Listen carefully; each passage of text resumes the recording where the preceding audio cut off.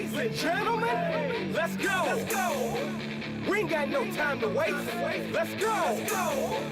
You are now listening to Jason Anderson, and you are in the zone. You're in the zone with Jason Anderson on Sports Radio 810 WHB. 3 on the right, 2 on the left, by himself in the shotgun is the quarterback Hurts. 3rd and 6 from his own 48. He'll try to blast his way. He fumbles the ball. It's bobbling and loose. It's picked up by Bolton, the 30.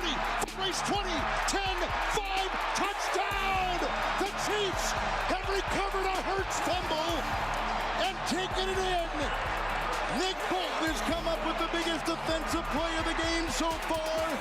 Midway through the second, the Chiefs are 1 extra point away from tying the game for the second time in Super Bowl 57. You're in the zone on Sports Radio 810 WHB.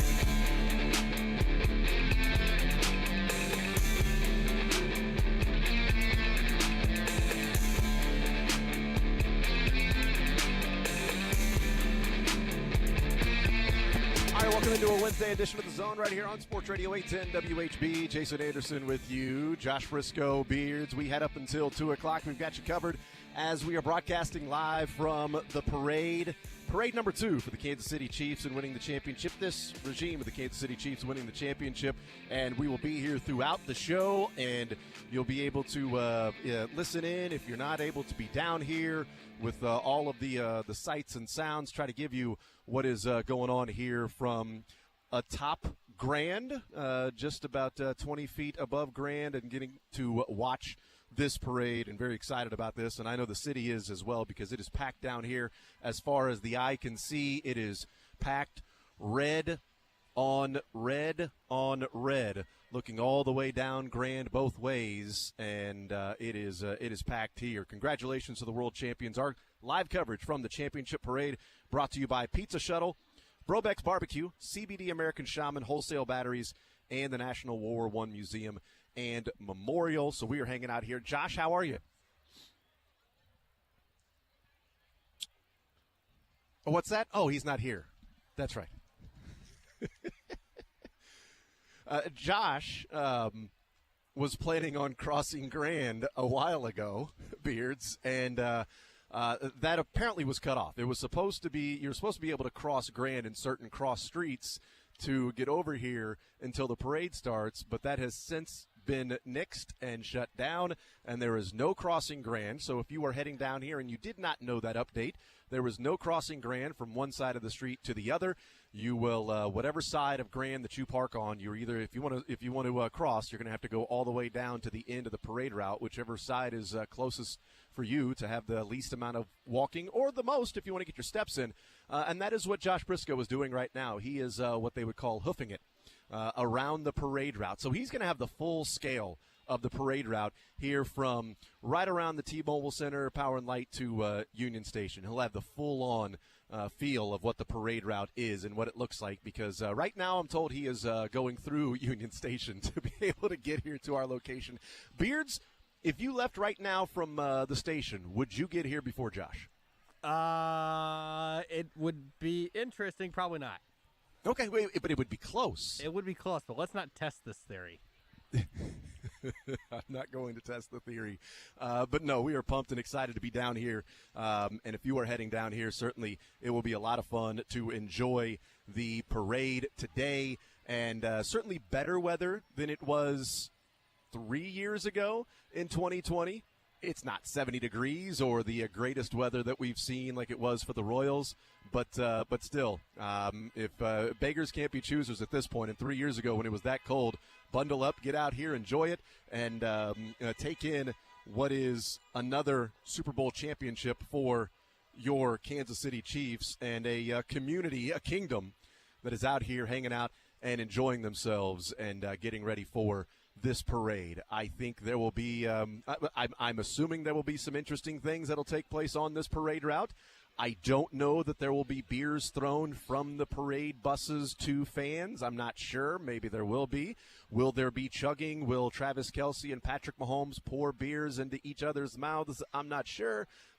Will there be a bare naked butt that falls from a tree today. These are things we don't know. Are these just all in reference to Josh? Yes, and then there are other people that are here, too, that also might be able to take part in those things. If you see a man in a tree, make sure his breeches are strapped and he's got a belt on, just for his own safety. 3 years ago, we got that great, and by great, I mean beautiful, and by beautiful, I mean awful image of that. But it went viral, and it was fantastic. But you know what it is? It's better that being what Kansas City and their parade is rather than other cities that riot or may have actually eaten horse manure because they won. That's other cities. We just have a man that fell out of a tree and his pants fell down. So let's try not to do that today. 913-912-4810 is the text line to be a part of the show, part of the conversation. We will have the sights and sounds down here for you and bring you the sights if you're listening, and certainly you'll hear the sounds as the parade and the buses go by and I can hear the horns and going in the background. Can you really already? Oh, yeah. Already. Well, there were buses, like yellow school buses that went by carrying a group of people south towards Union Station, so I'm not sure if that's like VIP, but they were all just looked like Chiefs fans. It didn't look like it was, family members or anything, but it could have been family members, or distant relatives, or third cousins, fourth cousins. I'm not sure, because I would guess like close family members will be on the official buses with them, but those were some yellow school buses that were going by carrying a bunch of people and honking the horns and waving and everything. So yeah, those are the sounds already, and you could probably hear the gathering and the people out here just enjoying themselves and having a lot of fun. Some young kids down below waving and enjoying themselves. Got all set for the day. They got their winter gear on. They got their stocking caps and their hoodies and their gloves and everything, their Chiefs gear. Got a big dog chain with the Chiefs arrowhead on, red dog chain and a Chiefs arrowhead on as well. One of the little kids here. That's awesome. That's cool. Been looking for one of those. Been trying to get one of those for a while there, Beards. Maybe I go down there and I just pull that, was it Richard Sherman?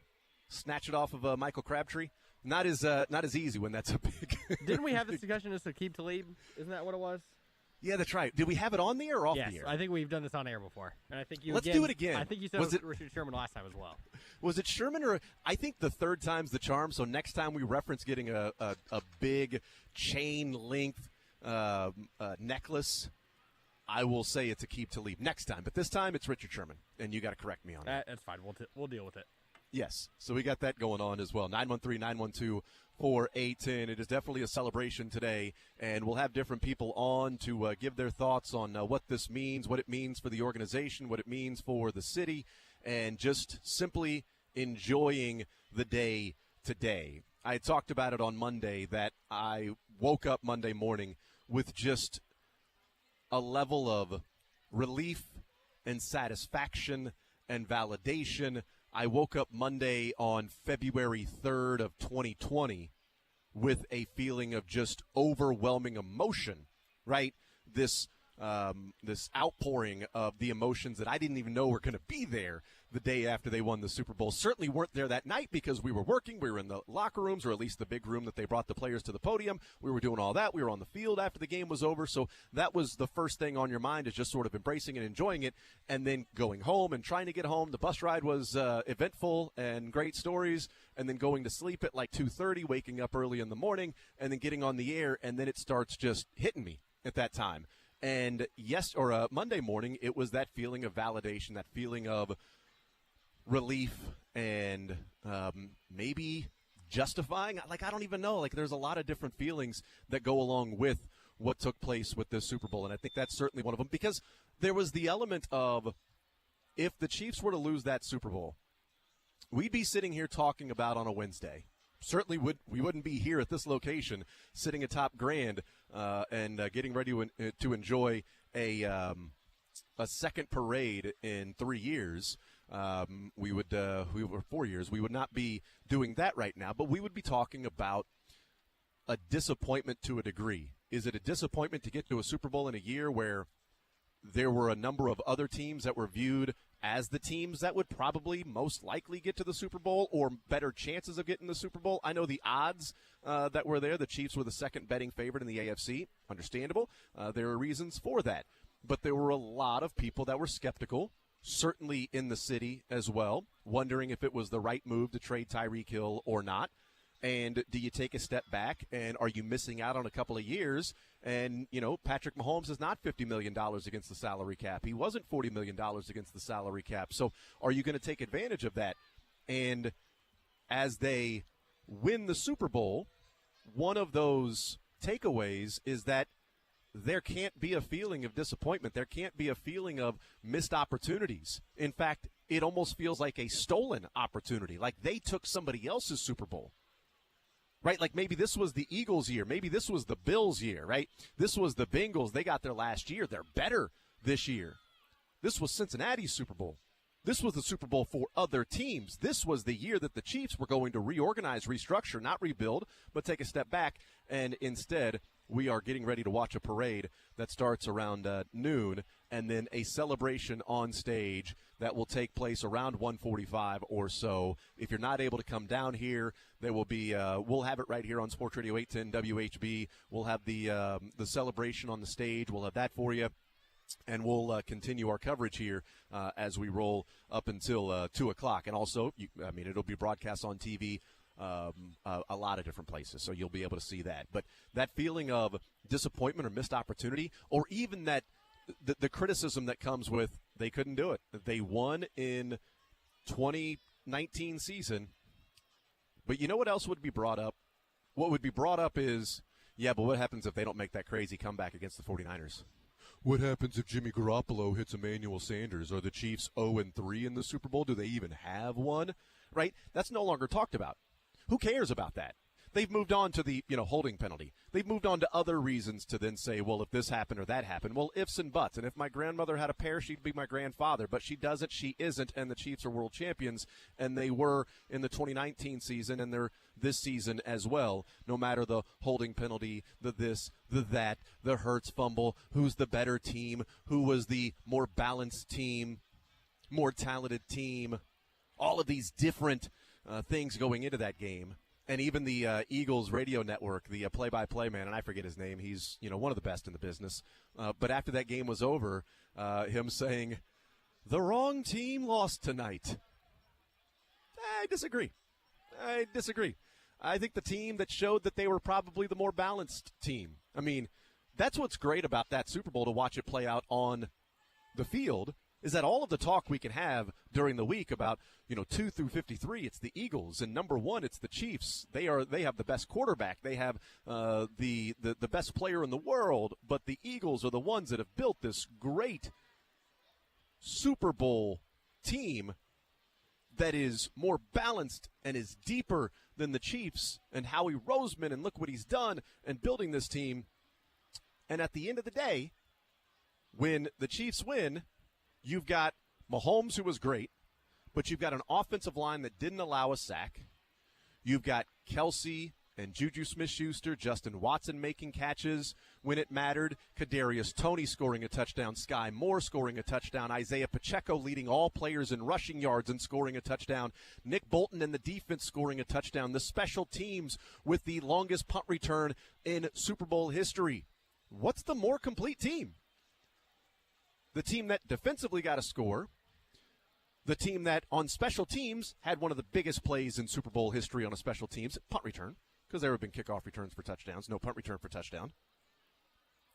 Or, and the multiple players that scored a touchdown, Pacheco, Kadarius Toney, Sky Moore, Travis Kelsey, or the Eagles team that didn't do anything special teams-wise. Defense got roasted in the second half, didn't sack Mahomes, and their offense was a one-man show. The script was flipped.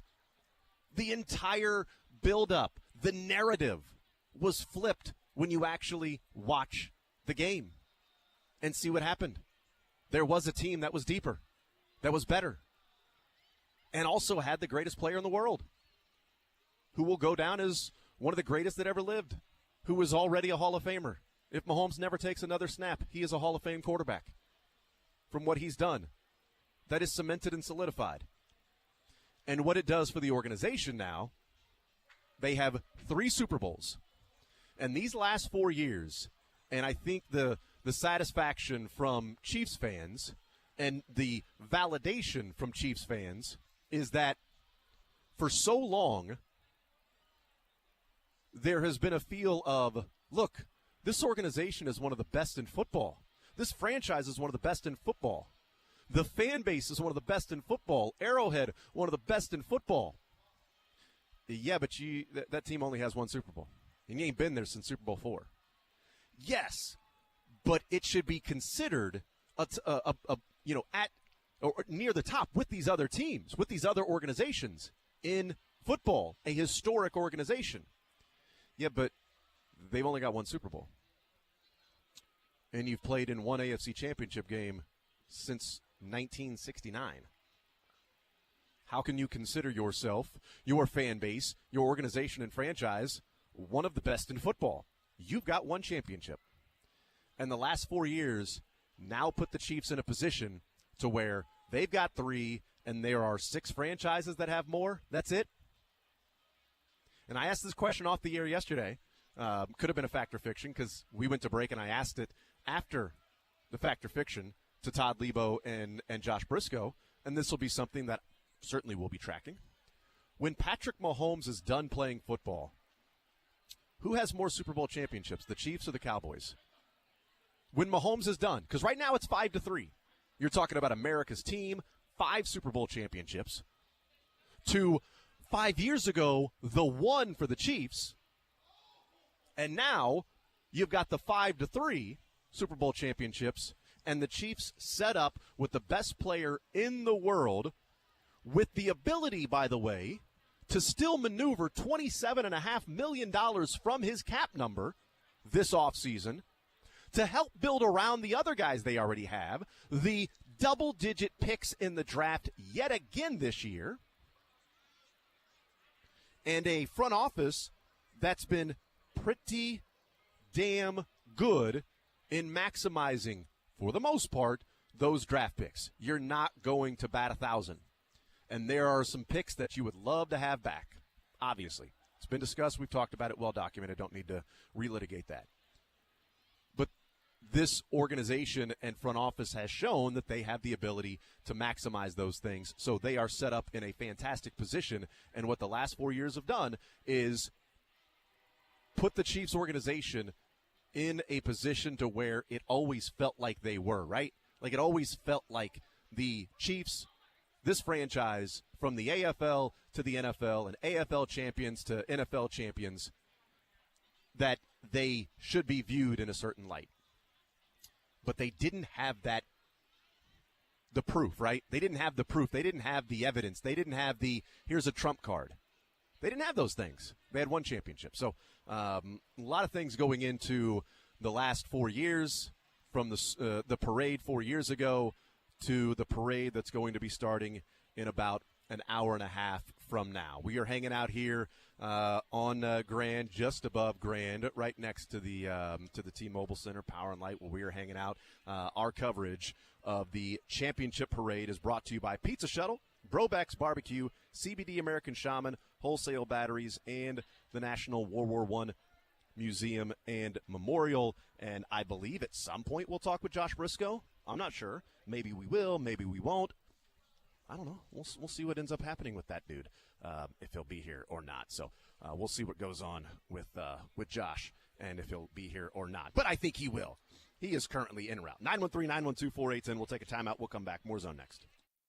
Want to see more of The Zone? Watch the show live on the Sports Radio 810 WHB Facebook, Twitter, YouTube, and Twitch.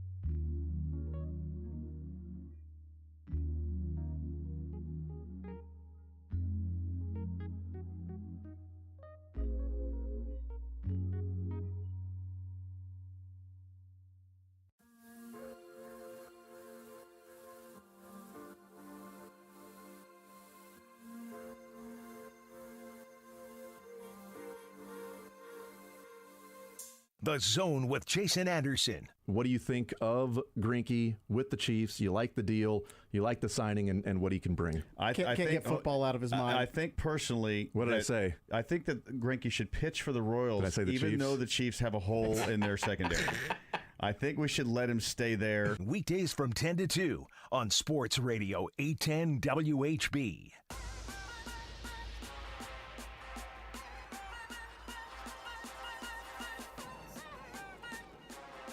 All right, we'll continue right here on Sports Radio 810 WHB. Jason Anderson with you. We are hanging out at the parade. Our live coverage from the championship parade brought to you by Pizza Shuttle, Brobeck's Barbecue, CBD American Shaman Wholesale Batteries, and the National World War I Museum and Memorial. Our coverage. Thank you to them for being a part of the broadcast and the show today as we are hanging out here in championship parade for your Kansas City Chiefs. 2 in 4 years. 913-912-4810 to be a part of the show, part of the broadcast. We will talk with Cynthia Frelund coming up at 11 o'clock, our NFL Network analytics expert. We will get her thoughts on this game, this Super Bowl, what she saw, how it was accomplished, and some of the takeaways from that. And also, she had the Chiefs winning by 2, 28-26. So obviously she was wrong. They won by 3, and it was 38-35. She's so stupid. So dumb. But no, she had 28-26 Chiefs winning against the Eagles. She was steadfast, for the 2 weeks we had her on leading up to the Super Bowl after the championship game.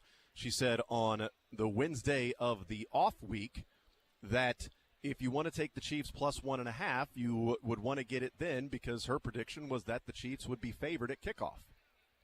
Never happened. Never happened. That thing stayed at 1.5 for almost 2 weeks. And the Chiefs were not favored. And then she talked about it on Sunday or on, Radio Row, that she was, thought the Chiefs were the better team. And on Sunday she said, I think the Chiefs should be favored in this game, but they're not. And she's picking them to win by 2 points, and they did. So we'll talk with Cynthia Frelund coming up at 11 o'clock and whoever else joins us as well along the way. Here's what I want to do, though. So inside the NFL and NFL Films have the great mic'd up stuff that they have. And one of the best parts about winning a Super Bowl is all of the information that you can consume, all of that you can get from, hey, we got some music being played. We got a DJ up there. Is that DJ Tanner? No? It's not? No. It's that's not Tekanina either. But all of the different sounds you can get, the behind the scenes, they've got the turning point stuff that's on there as well. I want to listen into, I put a little thing together from the different sounds of mic'd up and as the second half started. So it's a little bit longer of a clip. Hopefully you'll enjoy it. I had a blast putting it together. So this is the NFL Films mic'd up, mixed in with the play-by-play that was going on to give you an idea of where it was in the game when you're hearing the different players talk and the conversations on the sidelines. So take a listen and enjoy how it went down in the second half, listening to some of the Chiefs players and their reactions to it. We about to get loose now. On the first drive of the second half, Kansas City played fast and loose, reminding everyone why they've been in 3 of the last 4 Super Bowls. In the shotgun, Mahomes gets the snap, hands off Pacheco over the left guard, touchdown, knifing his way in for the Chiefs, who are back in business. That's all y'all. That's all y'all. That's who we are right there. Don't forget about it. Flawless. We good, we good. We gonna get back, Fletch.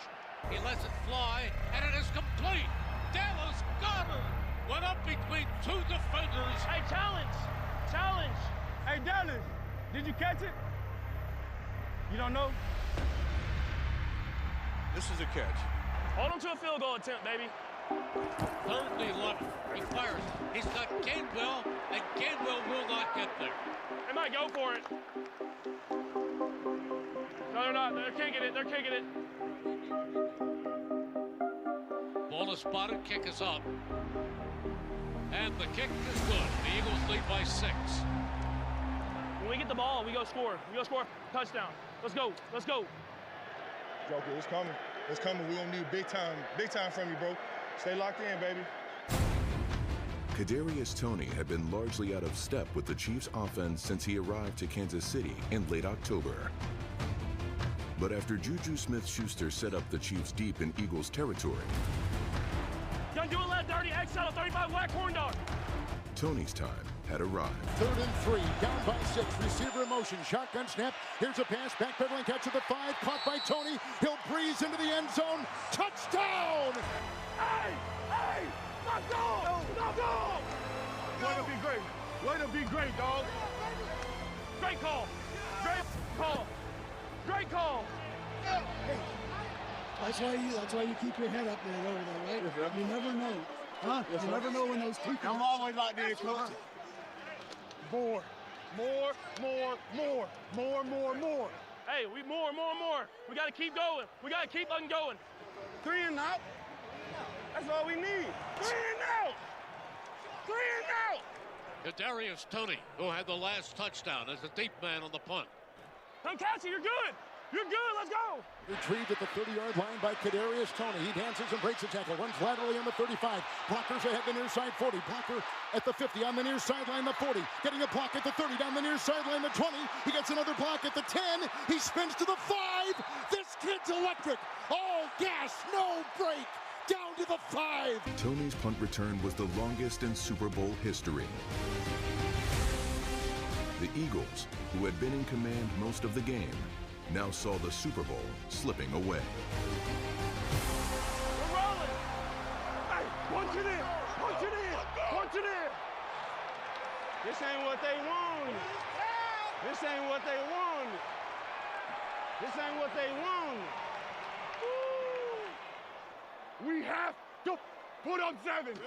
We have to put up 7. Focus and energy. Let's go. 3rd and goal for Philadelphia. Mahomes, shotgun snap, backpedals and throws a pass. Wide open, spinning catch, 5 into the end zone. Sky Moore. The Chiefs have compounded their lead now with 9:22 to go. 34-27. Biggest lead tonight. Sky Moore, wide open. Another blown coverage. Hey, we're in the wrong formation. I know we were. I know. That's why I went the motion to run. Great job. We ain't done. Great job. We're not done. More. Don't let up. More. Hey, we're not done, bro. Hey, let's go. Let's go. Keep playing. Hey, just finish. Let's finish. He'll run it himself. The 5 to the near side. Got a block. Spins. Dives. Tap. He got in. The 2-point conversion. He touches the gold end zone. Gets it in and ties the game at 35 with 5:15 to go. Let's go do it, A7. Let's go do it, Don. Yes, sir. You just be you. We don't gotta be nobody but us, dog. In a motion, shotgun snap, blocked by Pacheco. Moving to his left, now to his right, running up the middle, 40-yard line. Here comes Mahomes at 30, a foot race to the 25, the 20, and he's down. How about this guy? Injures the ankle at the end of the first half. Battles back in the second half and has been spectacular, leading this team up and down the football field. With time running out, the Eagles defense faced a critical down and needed a crucial stop. 1:54 to go. 3rd and 8. Mahomes takes the snap. He's back. He is firing, and it is incomplete, but there's a penalty flag thrown. Holding. And I think it's going to be defensive holding against the Eagles. You are right. Prior to the pass, holding, number 24, defense. No way. 5-yard penalty, automatic, push down. Smith-Schuster wants to run that route where he takes him to the inside, and Bradbury just grabs onto him. It's game. We're gonna call that? It's game. Church mode. So don't score. Handoff, McKinnon gets a block from Kelsey, the 10, the 5, and slides like he's going into second base at the 1, not to go in. Let him sky. that Sure. right there. But why would he? Why would he? He did the right thing. And the Chiefs can run the clock. Right now, the Eagles' chances are dim. Hey, you made it close. You kind of close on that one, though. I was like, ah! Here is Butker to attempt a 27-yard field goal. Now, just for the record, Harrison Butker has missed some extra points this year. Come on, Harry. All the scrutiny all year, Harry. All the scrutiny all year. Drill this, y'all. It is a 27-yard field goal for the lead. Winchester the snap. The hold by Townsend. The kick is away.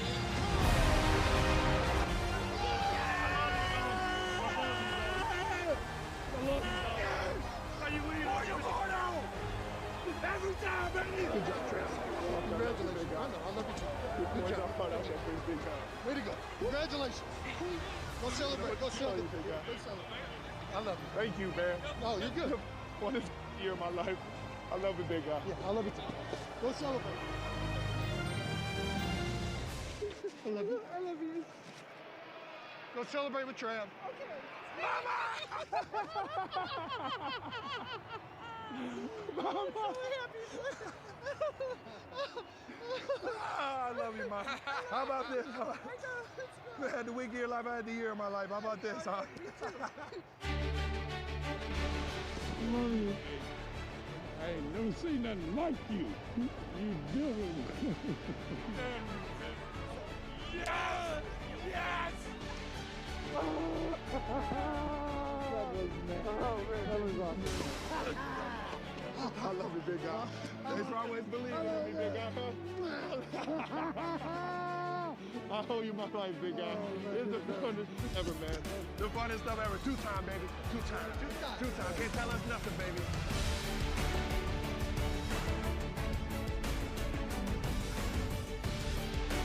Baby, we're Super Bowl champs, baby. Let's go!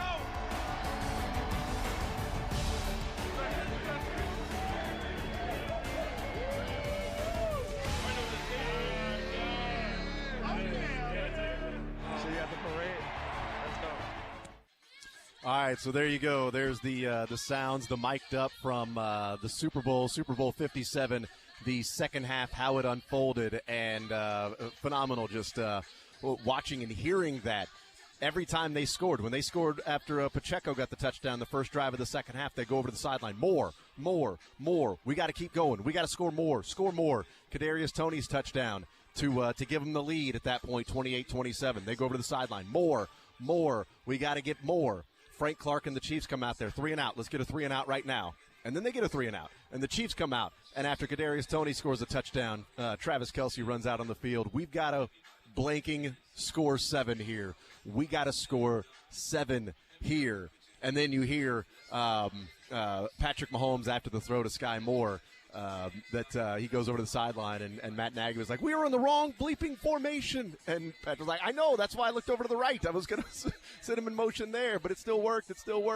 What didn't come through, so I didn't include it, is right before the Chiefs took the snap, Andy Reid was walking over to the official and actually signaling timeout, but he was signaling to the backup official.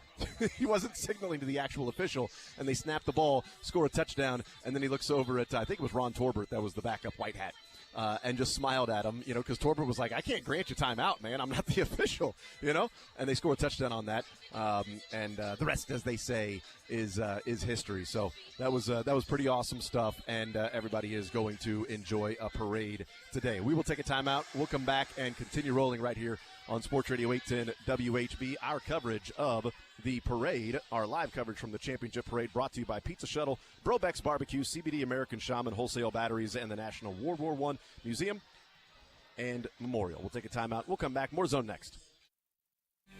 Follow the show on Twitter at J810Anderson, at JB Brisco, at Beards McFly, and at Sports Radio 810.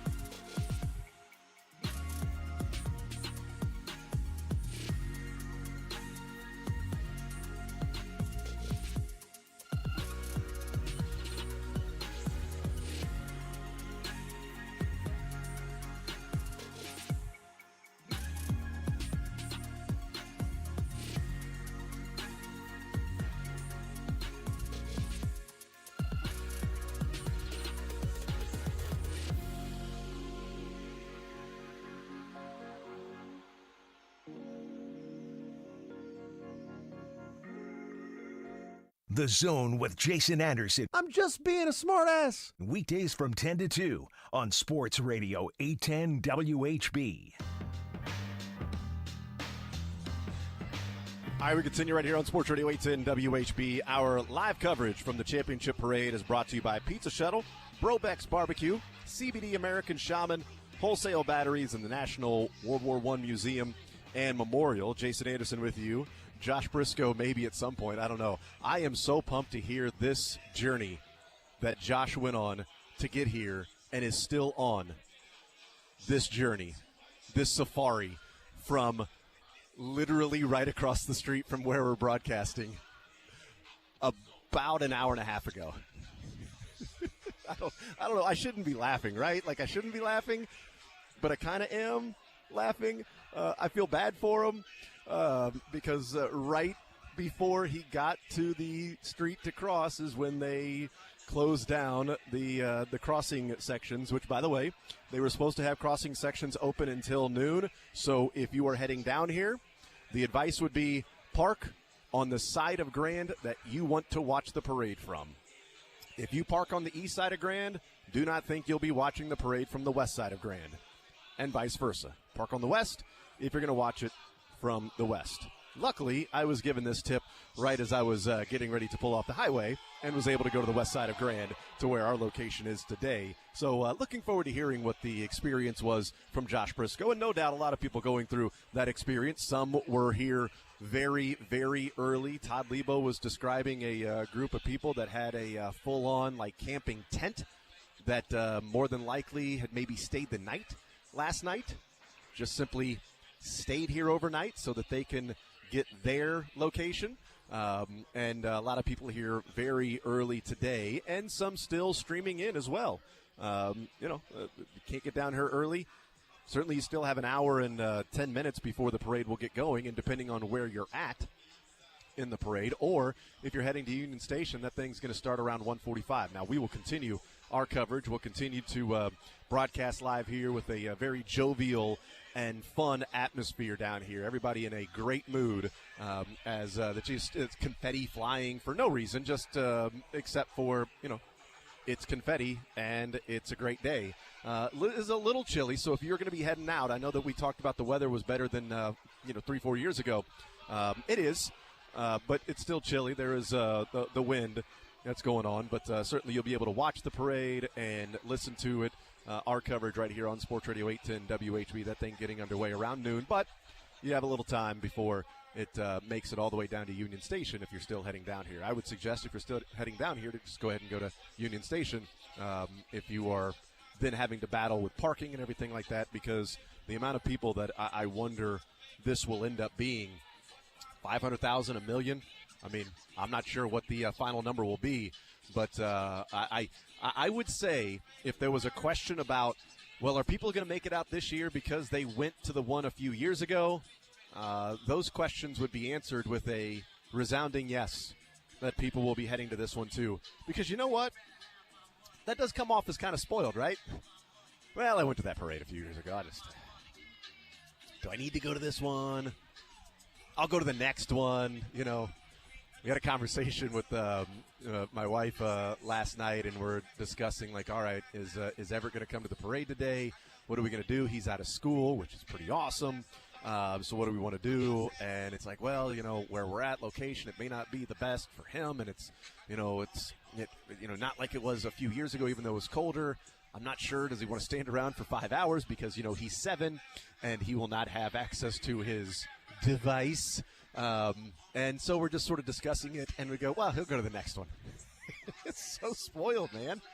It's amazing. But it's great, though. It's great because, there's at least a pretty good opportunity for that to happen. Because this wasn't just some random thrown-together miracle run that you may never see again in your lifetime. It's not that. We kind of had that feeling in 2015, right, with the Royals? Like, when's the next time you're going to experience this? Because we know about the finances and the way that it's constructed in Major League Baseball. But when you've got the face of the NFL, when you've got the best player in the world who's 27 years old, I'm pretty positive this ain't the last parade we're going to have here down Grand heading to Union Station for the Chiefs to talk about it.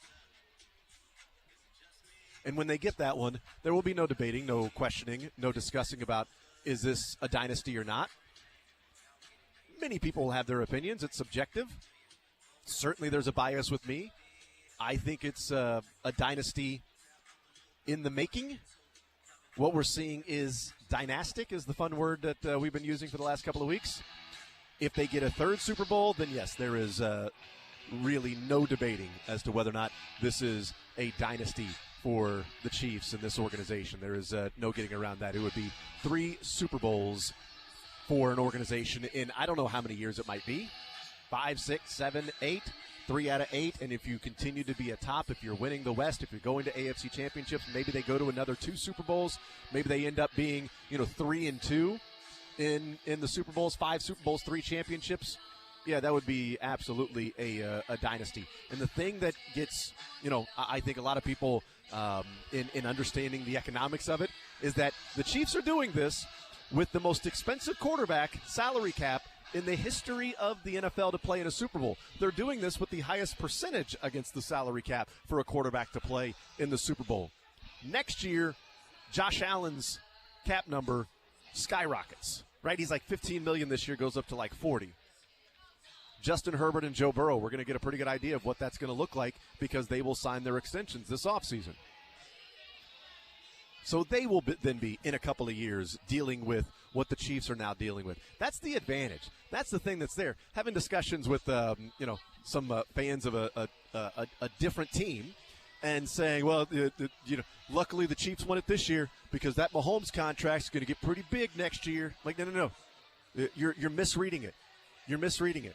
The missed opportunity was by the teams that have their quarterbacks on a rookie contract, and the Chiefs just did something that's never happened before. There's never been a quarterback this expensive. Overall cap number or percentage. It's never happened. And they did that. Like Johnny Gomes. We beat them. We beat that guy too. The Chiefs did that. And other teams are going to have to figure out how they will decide what they want to do moving forward. What sacrifices and decisions will be made by those organizations? Is it Stephon Diggs and Matt Milano and Edmonds or whoever for the Bills that are going to go? Is it T. Higgins and, Trey Hendrickson and Eli Apple? And whoever else for the Bengals that they have to make decisions, because they're going to go through that eventually, and the Chiefs have already done that. And that's why you sit back and enjoy it, and some people smoking on some cigar. That Philly blunt. Cynthia Frelund next.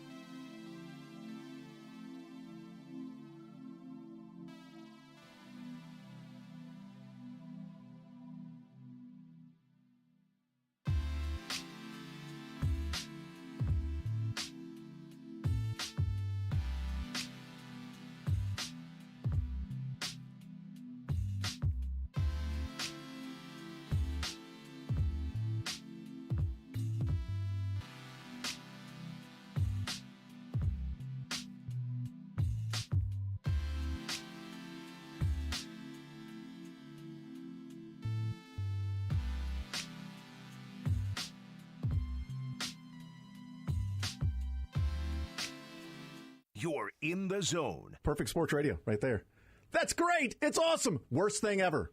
Dumbest thing I've ever heard in my life. With Jason Anderson. I kind of agree with both. On Sports Radio 810 WHB.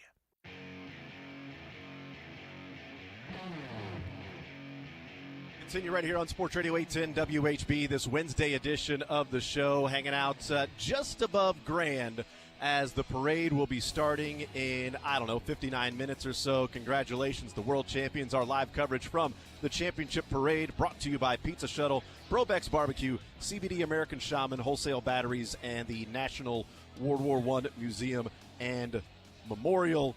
Joining us now is our NFL Network analytics expert, Cynthia Frelund, here in the zone with us. Cynthia, how are you? I'm great. How are you?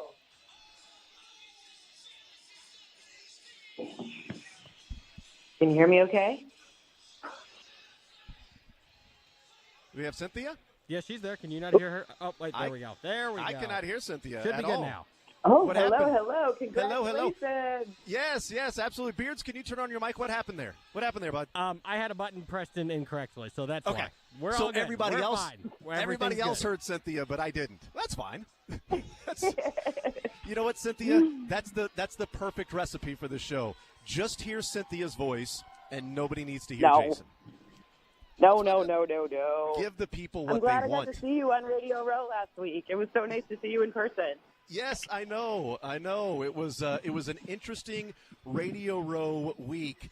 One of the things that I found to be, I don't know if I should call it surprising. Maybe it's surprising by the amount of people leading up to the game, Cynthia. That kind of the takeaway was, or the buildup was, the Eagles have just the better team. 2 through 53, they're balanced, they're better. But the Chiefs have Patrick Mahomes, and you can never bet against him. But I'm going to go with the team that's just simply better top to bottom. I understand, having that opinion, but I was really surprised at the volume of people that had that opinion there at Radio Row. Did you find the same to be true for you, and the same frequency and how often we were hearing that?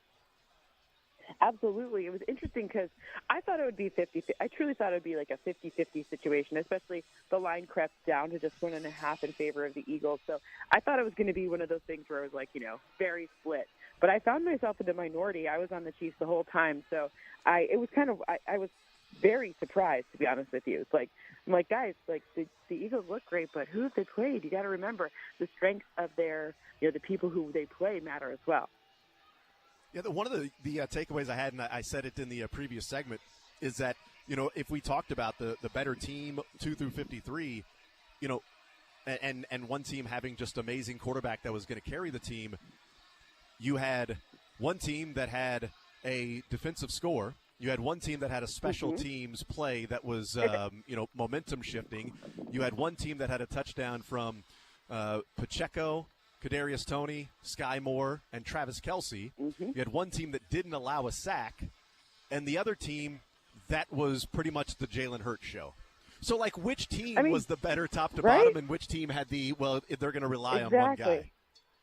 Let's be honest, though. The good news here, and we can say this now. Jalen Hurts played his butt off. He was great. He was amazing. Jalen Hurts really took a huge step forward. A lot of people had a lot of questions about him, et cetera, and he proved everyone wrong. So the good news for the Eagles is that they certainly have found themselves the quarterback and the hardest position to get right in all of sports. Good for them. So we're going to find positives there for them, because truly the better team top to bottom. The fact that they didn't even sack Patrick once was wild. If you would have told me that ahead of the game, I wouldn't have believed you.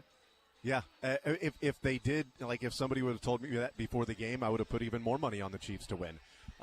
Because exactly. and I had talked about it, Cynthia, that after the game, look, when everybody's voting, you're not going to have everybody vote for a 5-way tie for the offensive line. And Mahomes was brilliant in coverages and protections, and then being able to manipulate the pocket, running when need be, throwing the ball, things like that. So yeah, deserving MVP. But if they said, you know what, it's a tie, all 5 offensive linemen are the MVP, I would disagree, but I wouldn't really argue, because they were so good in that game. What did you see, and how did they do it to where against that front that had 78 sacks, playoffs combined, that they end the season with 78? I mean, to be honest with you, it was masterful preparation and picking the right things, right?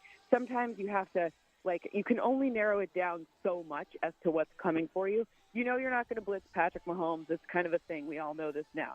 So they didn't have to worry as much about that. But they did. The Eagles did have pressure coming from every direction in every prior game. So it was really masterful that the preparation was on point, and in the times when they had to pick, 50-50, they did choose correctly. And also, Patrick helps bail you out kind of no matter what. So it was everyone working together, including the running backs, including, all the tight ends, not just Travis Kelce, but all of the situations, those heavier formations. That was the real trick in this one. And by the way, the person we aren't talking about the most is on defense. I don't think we, ahead of the game, talked about Nick Bolton enough. He was excellent. He really stepped up, and we were not talking about him pregame near enough. Yeah, if Miles Sanders, if that's a catch, he might be the MVP. We might be talking about Super Bowl 57 MVP Nick Bolton, if that touchdown counts. Absolutely, we would.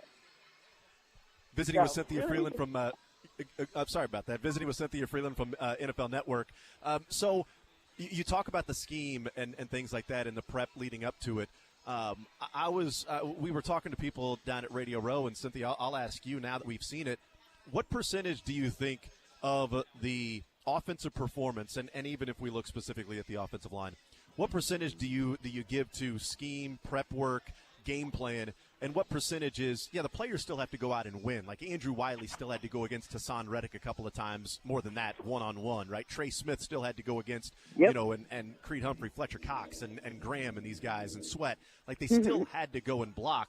So what percentage, if you look at this offensive line that didn't give up a sack, and Patrick Mahomes part of that as well, is the prep work, the scheming, the 2 weeks leading up to the game, and then the actual execution and how they played?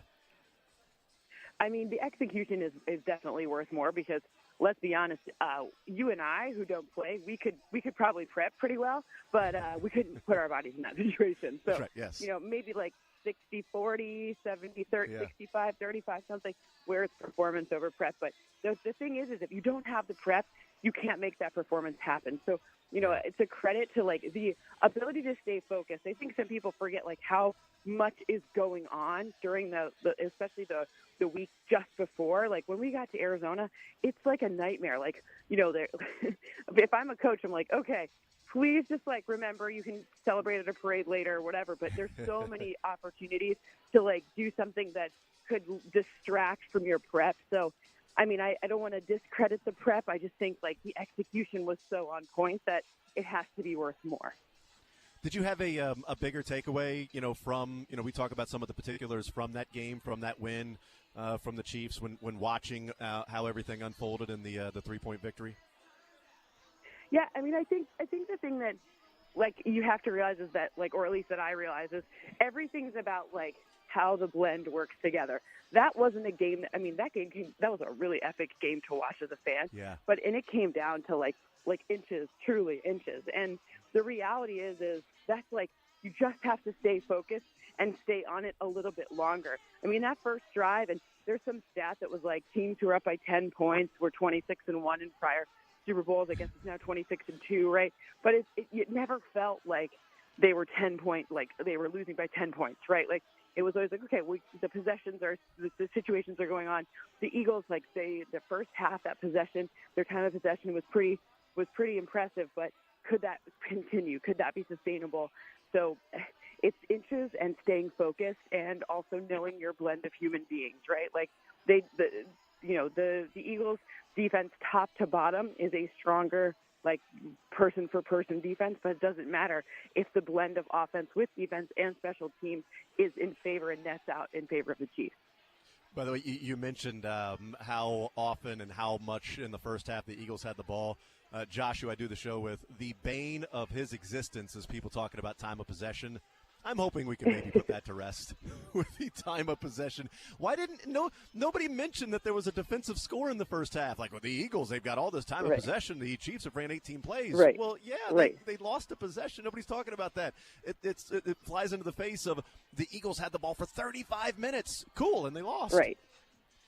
Yeah, I mean, and the reality is also is you got to remember it's like if you have the ball and you can't score, then it's almost like you haven't done yourself a favor. Now, if you're, a team like the Titans, if they get up really big and at the end can just run the ball, that's where that stuff really matters.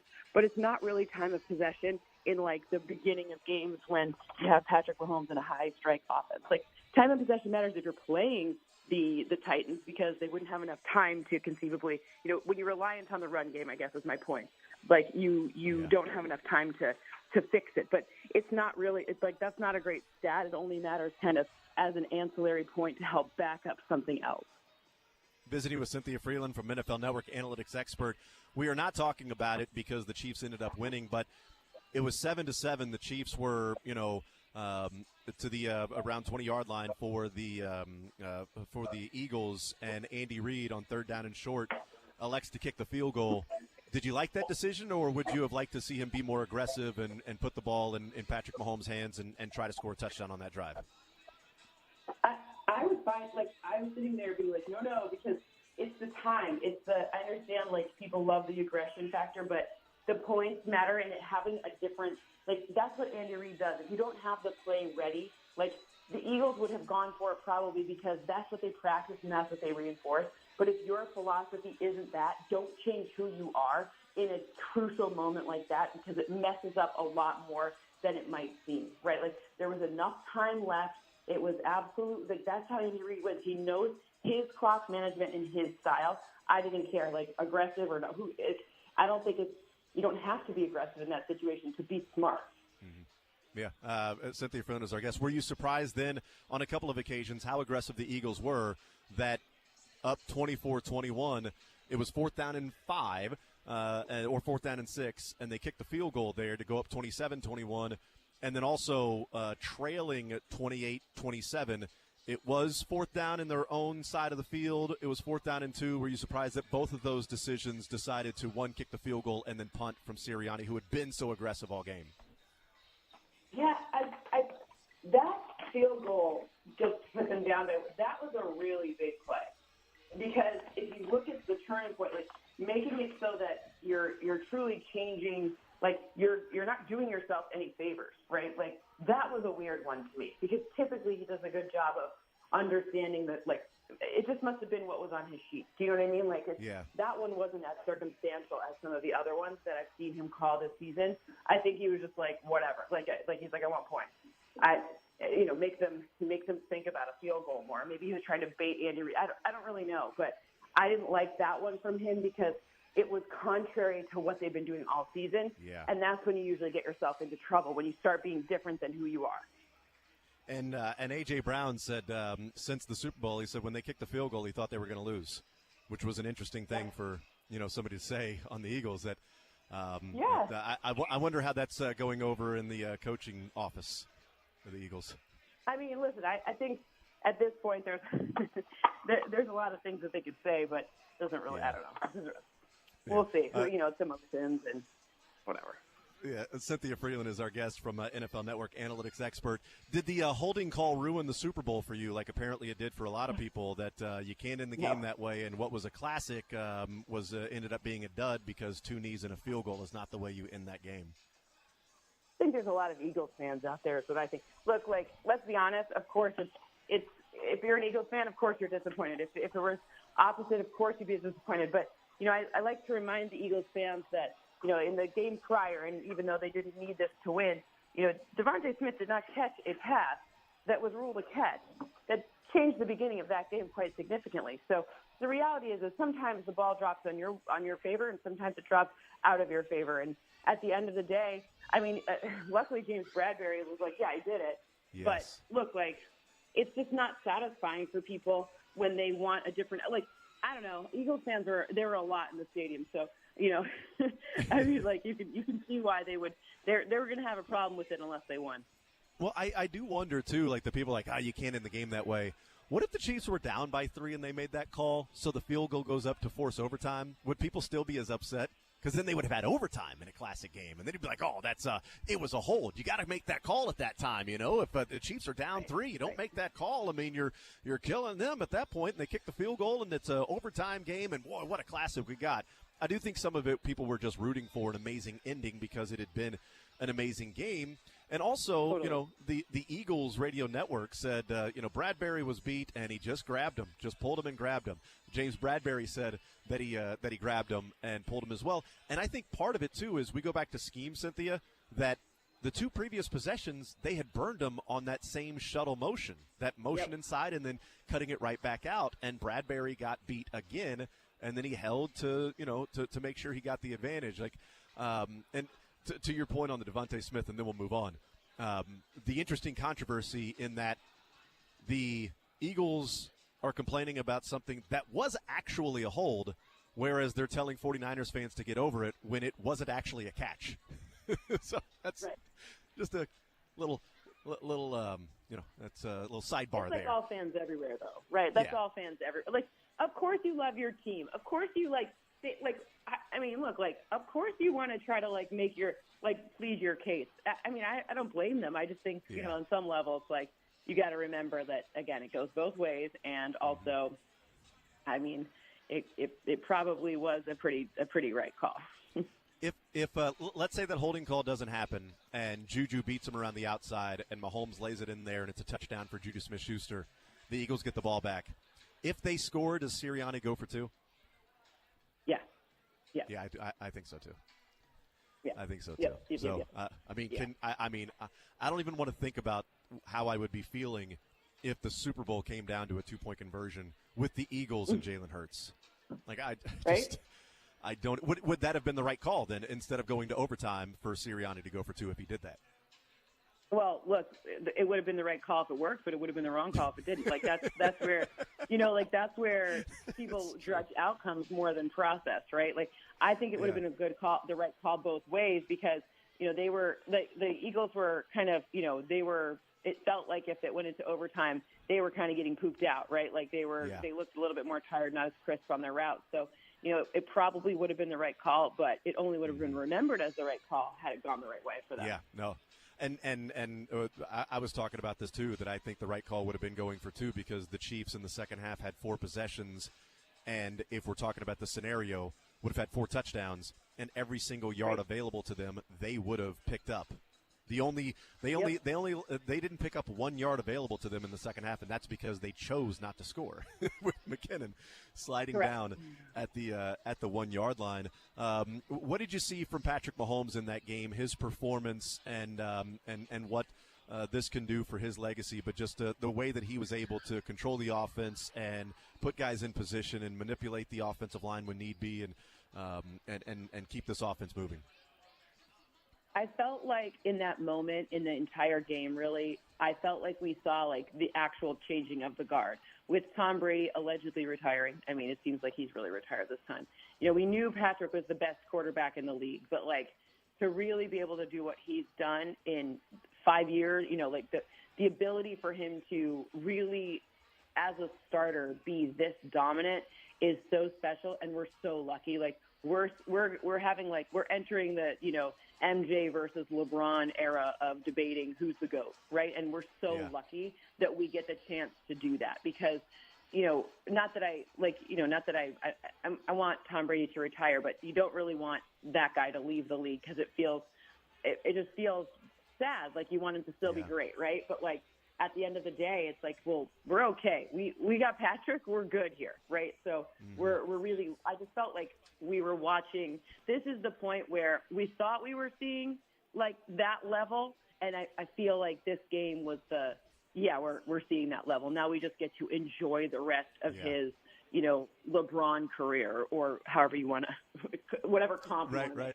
Yeah. Now that we know the season is over, and looking back to Tyreek Hill being traded and Mahomes' contract shooting from $6 million last year to $37, $38 million this year, and them able to reorganize and have some younger players, come into this team, and 9 out of the 10 draft picks for the Chiefs were on the field in the Super Bowl, which is just incredible. What do you think this Super Bowl means for the organization, and what it could mean setting themselves up now moving forward next year and the year after that? I mean, it's a really, like, Brett Veach needs to be A+.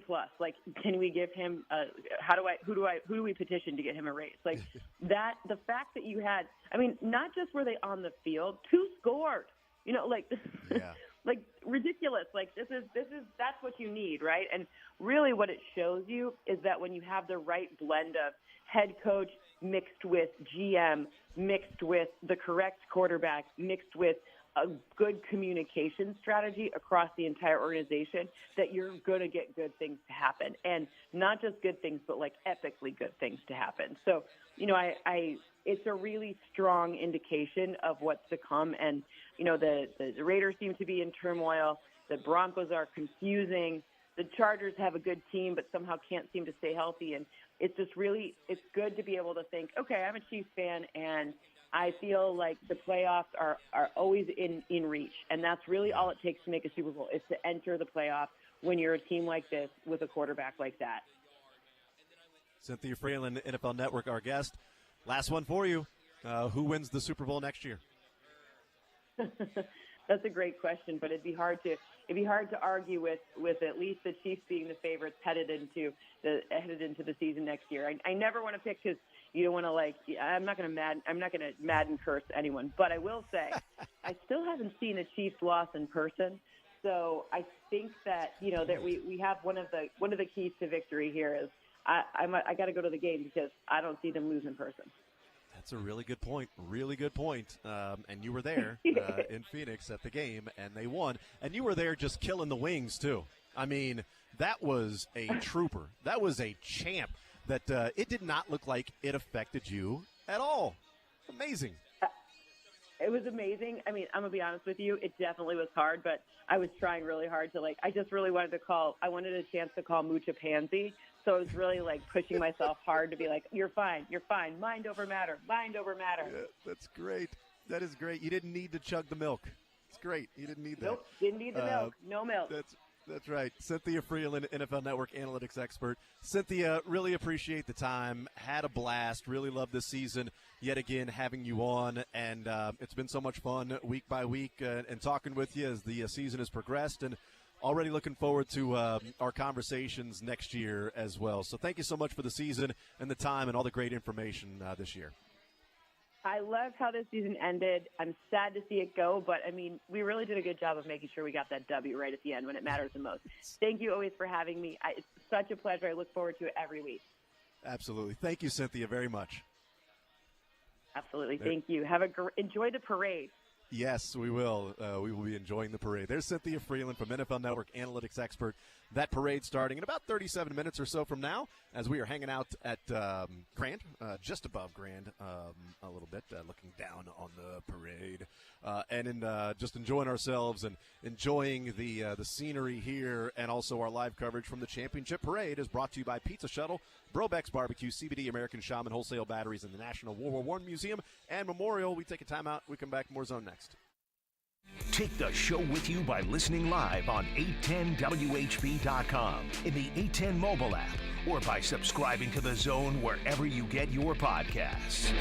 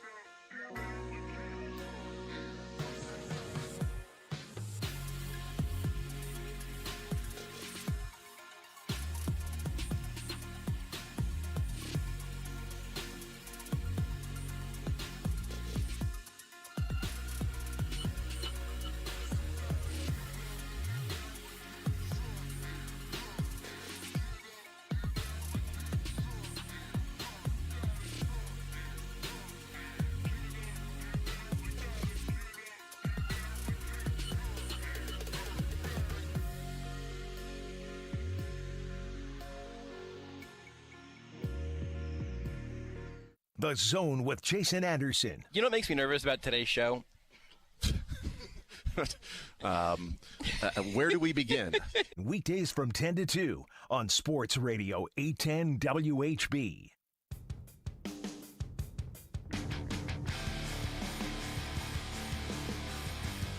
All right, thank you to Cynthia Frelund from NFL Network, analytics expert. Our live coverage from the championship parade brought to you by Pizza Shuttle, Throwbacks Barbecue, CBD American Shaman, Wholesale Batteries, and the National World War I Museum and Memorial. The parade getting underway about 11:30 or so. Jason Anderson, Josh Brisco, and Beards, and we bring on Josh to join the show, who we had walk the parade route just to get a real feel of what it will be. It's one thing for me to show up and come straight to this location and look down both streets, but it's another thing that you were volunteering to just walk the parade route to get a real feel of what it's going to be like. So welcome to the show. Thank you very much, Jason, for having me.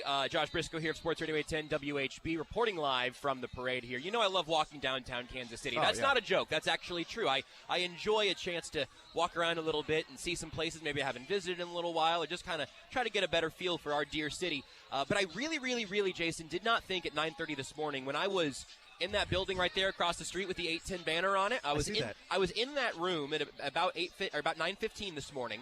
Got the wristband to prove it, and then I just needed to cross the street because the lot we were parking in was on that side of the street. No big deal. 9:15, get in there, and I need to cross the street, and they say that they have crossed off all of the pedestrian crossing for the entire parade route. Roughly 2.5 hours earlier than they said they would. Right. So that was a little bit disruptive of some of my plans.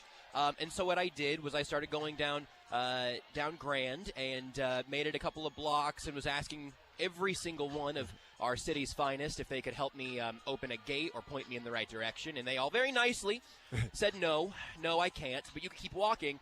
I got a couple strategy tips from Todd Lebo. I asked some other of our fellow locals. I was looking for anything. I hit a lot of gates. I hit a lot of blocked off crossways. And eventually I went from here where we are, from the T-Mobile Center. Yeah. I walked down through Union Station, through the World War I Memorial Field down there, where they're going to have the rally at the end. I walked through that and made a big old loop-de-loop. Took about a 10-minute break, 5 to 10-minute break, trying to order an Uber. That failed. I had a little snack because my blood sugar was low because I had been walking for an hour. And then I turned that loop-de-loop, walked about 45 minutes back.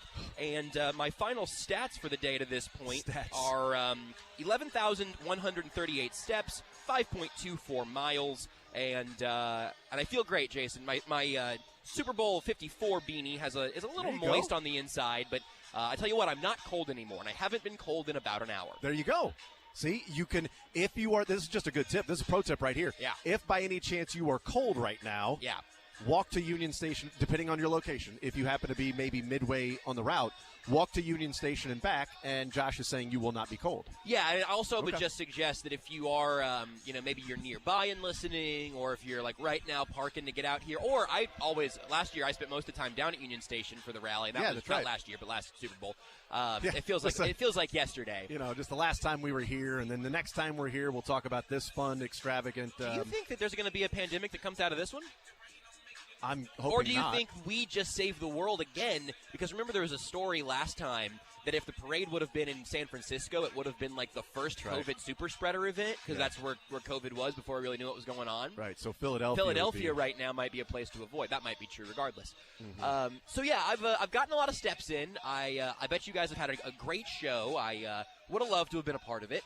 But these last 2.5 hours of time here, I'm hoping somebody eventually will beer me, because we're about 2 stories up, and someone could definitely throw me a beverage here. You did say your goal here was to get a beer thrown to you. Yep. Now, can that be somebody in this room? What if somebody in this room just tosses like it's Wilford Brimley tossing you a Werther's Original? That would be just great. Like an unopened can of beer that they can just toss to you, and then you pop it open. If that's the case, then you could just film it with them out of frame, so it's not clear where it comes from. That would be fine. Okay. And if anyone wanted to toss me open bottle of whiskey into my open mouth and just leave it upside down until it's empty. That also would be great. So just anything to kind of numb the pain. But Or it's beautiful outside. If you just turn it upside down on his head until it's empty, he would take that too because he is, hot. Yeah, that's true. You cool me down. You can get me That's right. drunk. You can knock me unconscious with the bottle. I am just I cannot stress enough how incredibly glad I am to be connected to radio equipment and not even standing inside because we have the windows open, which is awesome. Yes, but we get the ambiance. To just not be moving is really cool. I'm really enjoying that my feet haven't picked up and sat back down again in the last several minutes. So what was the lawn? Let's actually get, since you were there. Yeah, I was there, dude. Let's take advantage of what you were seeing and what it was like and what it looked like, 30 minutes ago. Yeah, it was legitimately 30 minutes ago. It was hard to walk through. Already? Already. I got a couple of just on the move. If you would have told me this is what it looked like at the end. Amazing. I didn't make it. I didn't make it all the way up to the memorial. Right. But I went through the crosswalk and behind some of the cameras on the risers and stuff.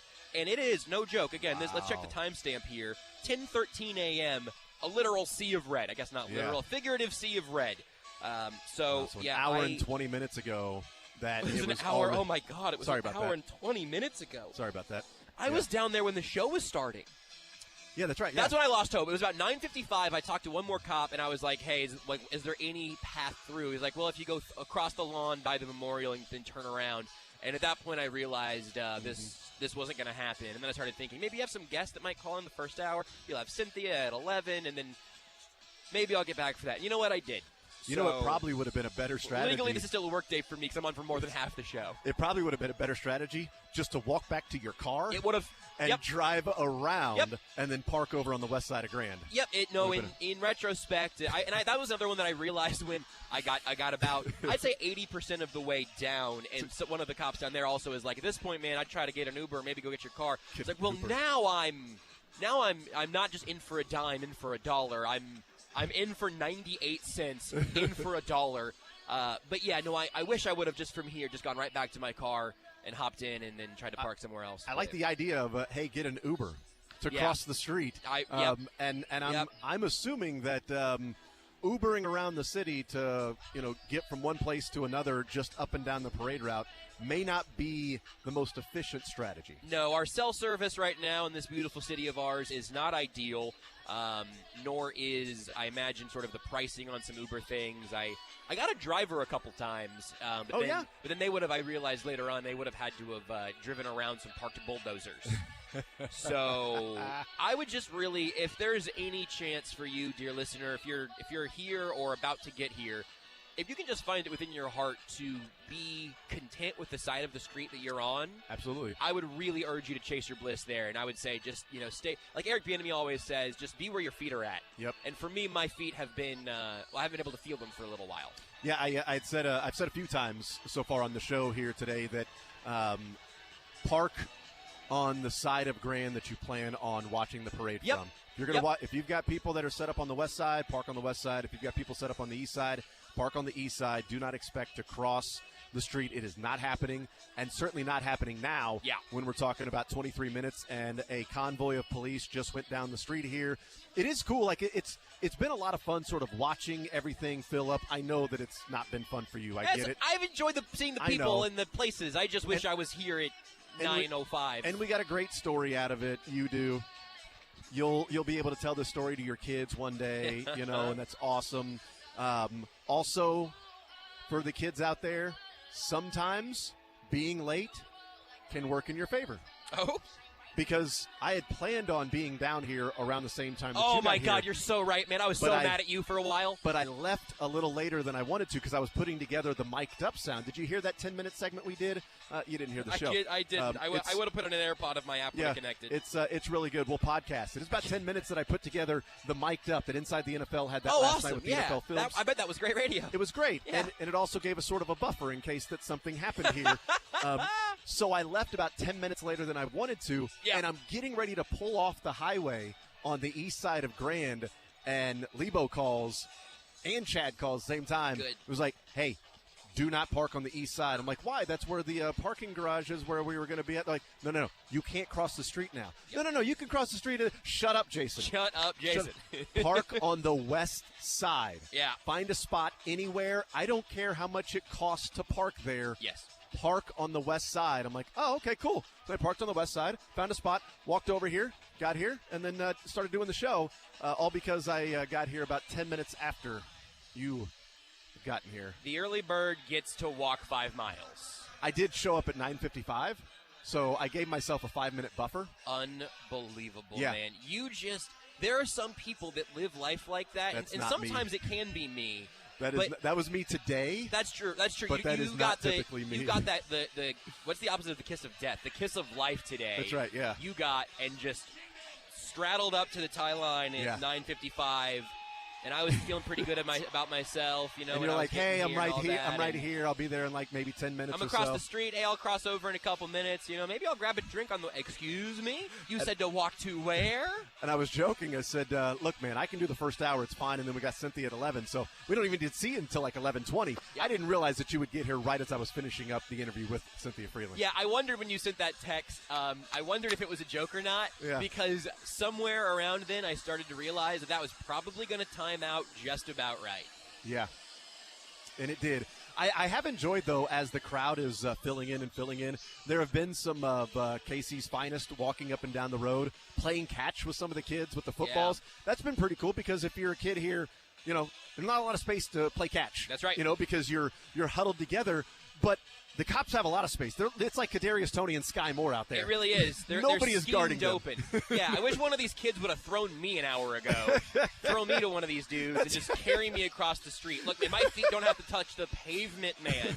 You can't cross the street. No, but can you carry me across the street? I'm a football. Please, whatever it takes. I'm just picturing now people just heave. And then tossing you into the arms of a couple of cops who then carry you across the street and then dump you over the railing. It would have been a great scene. And I also now, at about, 9:30, when I really felt like, I can still walk this out. And if Lebo's right about being able to cross under that and end up being closed, I was like, I can make that still. And in retrospect, there was a fence there that I could have jumped. Like, there was a pillar and then the fence, and I could have reasonably made that. And then I think had a chance to just burrow under and be here, an hour ago.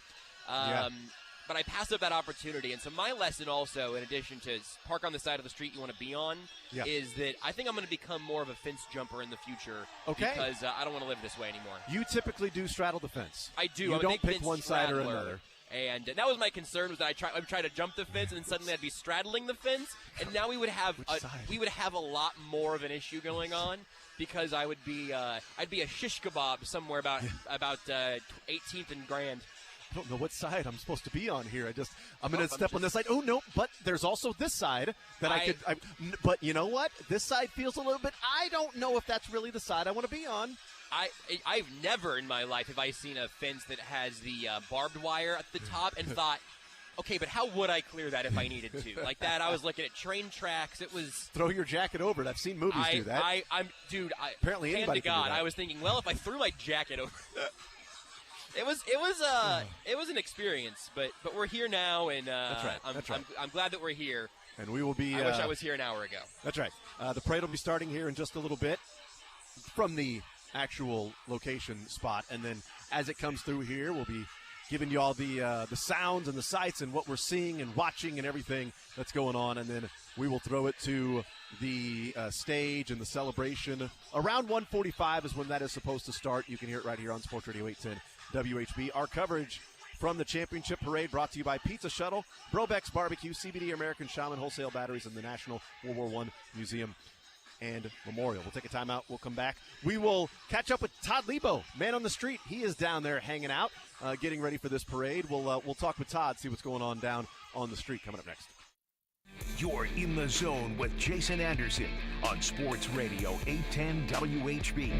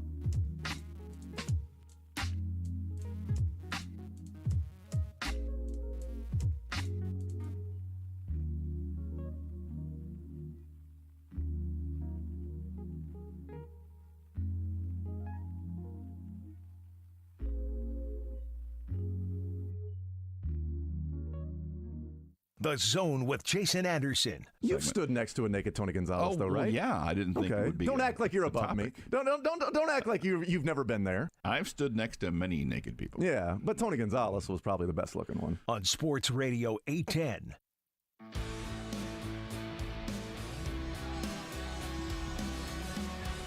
All right, we continue right here on Sports Radio 810 WHB. The parade getting ready to get underway in about 12 minutes from now. We will have all of it for you right here on Sports Radio 810 WHB as it goes by. We'll let you know what's going on. We'll have different locations to see what's going on as well with the parade and who's coming down and what's with the different buses that the different players and dignitaries are on. So very cool. Some police officers right now taking some pictures of a group that's here. That's pretty cool. So that's awesome. So, trying to do what they can while also keeping the peace and making sure everything goes off without a hitch. Todd Lebo, who was hitched, is down on the streets as, or maybe he is, maybe he isn't. I don't know. Do we have Todd Lebo? So how much theater of the mind are we playing right now? None. Okay, I can see Todd Lebo. He's right below us. Okay. And he's not on the phone. Okay. So I'm not sure. I don't think we'll. I swear I've seen more of the parade route so far than. I thought for sure we were going to throw to Todd Lebo and have him on the phone as like the man on the street. Well, I can give him a call. I was just trying to call Trent Green there, and that didn't work out. So you're perfectly fine. Let me see if I can man on the street Magic Lebo here. It's all good. I'm going to guess that maybe this might be like extended family buses or whatever. I don't know. There's a lot of people on these very, very bougie buses that are coming by right now. There were some yellow school buses that were coming by earlier. I walked some of those parks past me when I was down at Union Station. Yeah. Yeah, they were the reason I thought those streets might be open. Yeah, but that is these buses. There's like 1, 2, 3, 4, 5, 6, 7, 8, 9. There's like 10 of them that are filled. Where do you think they're heading? Is it like a private party? They are numbered. I see. That was number 21. That was number 22. Oh, this is 23 over here? It's got a Chiefs Super Bowl Champions logo on it. So it is number 23. We have our man on the street. I have managed to pull him out of thin air. All right, let's hear from Todd Lebo, who is down there. Todd, what's the scene like as we're getting ready to get this thing underway in roughly 10 minutes? I say we're probably 8 deep everywhere along the parade route. Looks like the dignitary buses just kind of rolled by with not the true dignitaries, but probably the fringe of dignitaries. So they're coming by now, and there's big buses. It's a wild scene. It's festive. It's driving as the day goes along, and it's deep. It's deep. A lot of folks down there having a lot of fun. Absolutely, yeah, and we were talking about maybe that was extended family dignitaries that are coming by with some more buses that continue to head down the street, and yeah, probably 8 deep right now. Have you played catch with any of the police officers that some of the kids are playing catch with a football? I'm not right doing now? that. I'm staying away from them right now. Okay. I know some people. There's a couple of Johnny on the spots inside the gate. The police officers get to use. And some people want to know how to get in there and use those. I said, I don't think police are going to let you in there. Don't do that. Those are keeping those clean, and they're good to go. So yeah, it's on that side of the gate. Yes, you can, as Josh knows, you can't cross the gate. You can't do it. No, there's no crossing of the gates. No, it's there's a real "you shall not pass" vibe for the entire run of this parade route. Every one of these police officers were playing the role of Gandalf. Yes, we got about 500 Gandalfs out here and one Frodo who cannot figure out where to put this bleeping ring. And this broadcast location was his precious. This is Mordor to me. These buses are empty that are going by, so maybe they're going to take dignitaries back afterwards. Because I'm looking at it when they go by, they're empty. So yeah, but that makes they're a lot getting of sense cheered. When you start the parade and you get to the end of the parade, how do you get back to where the walk. parade started? Obviously. Brisco just walked. Why can't? Oh, these guys! I'll tell you what. You win a Super Bowl and now all of a sudden you can't walk. World-class athletes can't walk the route I just did. You got to get bussed around like you're the president. I mean, this guy's got diabetes. Only Mark Andrews can do that. And Noah Gray. Noah Gray gets a bus ride back. Yeah, but he didn't. You know what? He doesn't. He didn't get over 10.5 receiving yards. No bus ride for Noah Gray. Heartbreaking. And he gets how about this? Too. How about this, Noah Gray? Walk 3 more yards. You got to walk 3 yards before. before Exactly. you're able to get on the bus. All right, Todd, we can check in with you a little bit later as the parade is going by, as we check in with different locations to see what the scene might be from that standpoint. I remember last year we were talking to Nate live on the air, and a beer flew right by his head while we were talking to him on the air. So I'm hoping that may happen today. Yeah, I'm gonna watch We'll see. From up above a little bit. Then I'm gonna head down towards the stage. So I'll be done. Awesome. We'll be around. We'll do our best. We'll Awesome. get there. Cool. All right, there's guys. Todd Lebo as we are Throw me a hanging beer, out. Lebo. Throw him a beer. He just wants a beer thrown to him, man. Can you throw the man a beer? Not a bone, a beer. All right, as we are hanging out here, our coverage is presented by Pizza Shuttle, Brobeck's Barbecue, CBD American Shaman Wholesale Batteries, and the National World War I Museum and Memorial. Big shout out also to Grinders, helping out with the parade coverage on Sports Radio 810 WHB. So thank you to Grinders as well. So, yes. I didn't realize people were trying to use the porta potties that are on the street side, where clearly the police officers are using. Okay, that makes a lot of sense. I didn't really realize what was going on there. Of the street-only porta potties in the forbidden zone. Oh, see some more catch being played. Playing some catch. More catch being played. Oh, see if that's disappointing for the police officer there. So he walked by, the kid threw him the football. He caught it. He threw it back. And then he held his hands up to get it again, and the kid turned around and started talking to one of his friends. And then he just sort of slowly dropped his hands, like, you give somebody 5 and they don't do it, and then you just slowly drop your hands. They left him hanging. You can't do that. You can't Andrew Wiley him. Yeah, he thought he was going to get a couple of more passes thrown his way. Now he's just the photographer. He's going down and taking pictures for the groups that are there, which is pretty cool. I mean, they don't have to do that. That's awesome. Yeah, look, you get the good group photos and stuff. Did you get a picture? Did you hand one of the officers that you talked to your phone to get a picture on that side? I didn't. I kept saying, my name is Joshua Brisco. Maybe you've heard of me? Yeah, I have, and you ain't crossing, buddy. That's that's how that mostly went. Yeah, I got a lot of confused looks. I said, wait a minute. Do you know Stephen St. John? That's what I should have done. Okay, well then you can cross. You know what? Look, I know that they're on 38th Spot in the mornings, and it's Stephen's around the city all the time. But I should have just started telling people that I was Stephen St. John. Just say, That's exactly right. I'm Stephen St. John. I gotta get across the street. Oh, you trimmed your beard. That's cool, man. Yeah, absolutely. Right this way, sir. Right this way. I had like a face cover thing that I was wearing when it was still cold earlier, and that would have been the play, I think. Hold that up. Just, I'm Stephen St. John. Everybody is a Stephen St. John here. The Red Sea would have parted. No, it's not. It's not him. Oh, he said it was. Sorry, buddy. See you later. Yep, and I'm gone. I'm the guy wearing a hoodie in the crowd. And gone, St. John Brisco. All right, we'll take a timeout. We'll come back. We are gone in this segment, and the parade is getting ready to be going, and then gone eventually. You'll hear it all right here on Sports Radio 810 WHB.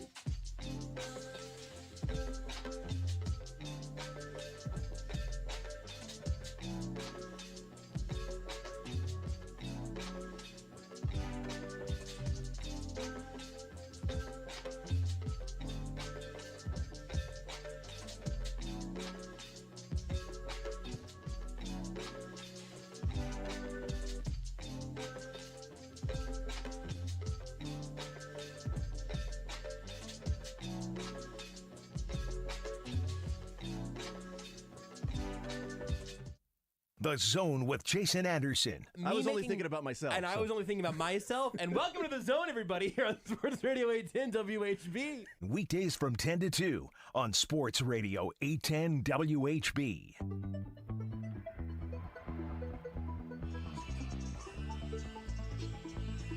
All right, we continue right here on Sports Radio 810 WHB. Jason Anderson with you, Josh Brisco, Beards. Our live coverage from the Championship Parade brought to you by Pizza Shuttle, Brobeck's Barbecue, CBD American Shaman, Wholesale Batteries, and the National World War I Museum and Memorial. Also Grinders. Big shout out to them as well. The parade is underway as a flyover just took place here. So that is getting underway. And Creed Humphrey is wearing a shirt that says 0 sacks. Put it on a T-shirt. Beautiful. 0 sacks. Put it on a shirt. You know what they did? They put it on a bleeping T-shirt. They put it on a bleeping T-shirt. Tech 9 in the background as well. I believe Chris Jones is smoking a Philly pack. Excellent. Right now, as it's getting ready to get underway. So maybe it's a Philly blunt. I don't know. They smoked the Eli pack already, and the Bingo pack and the Burrow pack and everything else a couple of weeks ago. So now they are enjoying the Philly part of it. But yeah, this place is absolutely packed, and I think it's going to be more than it was 4 years ago. I think maybe the weather kept people away last time. Yep. And then said, you know what, I don't care, I'm going next time, right? The weather being a little bit better than it was last time, right? Bundle up. It's bearable. You bundle up, you wear. Last time, you can bundle up, and it still was incredibly cold. It was still really cold, even when you were bundled up. You needed to walk around with a personal space heater 4 years ago. But here, bundled up, bearable, you can enjoy yourself. So, and seeing that scene from the lawn and almost 2 hours ago, yeah, it's awesome. I think this is going to be a closer Red Sea like it was to the Blue Wave, Blue Sea, whatever. With the Royals. So, yeah, I think there's going to be a lot more people here today than there were 4 years ago at that parade. It was crazy 3 down years there ago, at I guess. I mean, 54-57. That's how I'm doing it. I can remember. It's 2 and 4 seasons, but it's 3 years from the 2020 parade because it's 2023, 2020 to 2021. 2021 to 2022, 2022 to 2023, because if you just count 1, 2, and 3. So, It really is. I think you're right. I mean, now that we are in real parade time, it's what, 5 deep probably down both sides of the street, pretty good over here, and then down on Union Station, even more so than that. I mean, Union Station at 10:15 was an absolute masterclass of basically tailgate vibes for a parade. Right. I have my you want to do the head out the Titanic window thing right with now. this, Lebo? I have my head out the window right now as I'm looking down Grand. Lebo's the king of the world. I am right now. You can hear the you know what? Maybe they're starting the parade up. I don't know. Lebo's holding me. It's really good. I appreciate that. Should I be like extending my neck and everything? Like, yeah, that's what I was thinking. How dangerous do you think we can get this to be? Is this? Hey, Jason, real question. Because you're like a radio professional, and I respect that about you. I really do. 100%. Is this a real radio show today? No. For me, it hasn't been, but that was outside of my control. And now I feel like we're just in, like, let's just enjoy the vibes and try to bring it to some people who aren't here, right? That's what we're doing. You know what today is? Today is parade day. It's parade day. It's not a real radio show. Today is whatever goes. Today is throwing beers to each other. Please, someone throw me a beer. And falling out of trees with your ass hanging out. That's what today is. And standing on a horse smoking a joint. Remember that guy last year? Today. That's today. I need to see somebody smoking a joint on a horse today. That's what today is. Playing catch with the police officers. You know, it's anything goes. We did mix in Cynthia Frelund. Don't push me, Jason. I'm holding you. That's good. That's going to be good content here. We mixed in Cynthia Frelund to be a part of the show. So there we go. We got a monologue. She's a real guest. Oh, what'd you talk about in the mono? I said. I can check the podcast. I said, let's hear from Josh. Then I paused for like 10 seconds. It's a real bit I did. I believe you. I hate being late to things. Jason Anderson and Josh Brisco, we're here hanging out at the parade. Josh, how are you? Oh, that's right. He's not here. He's not here.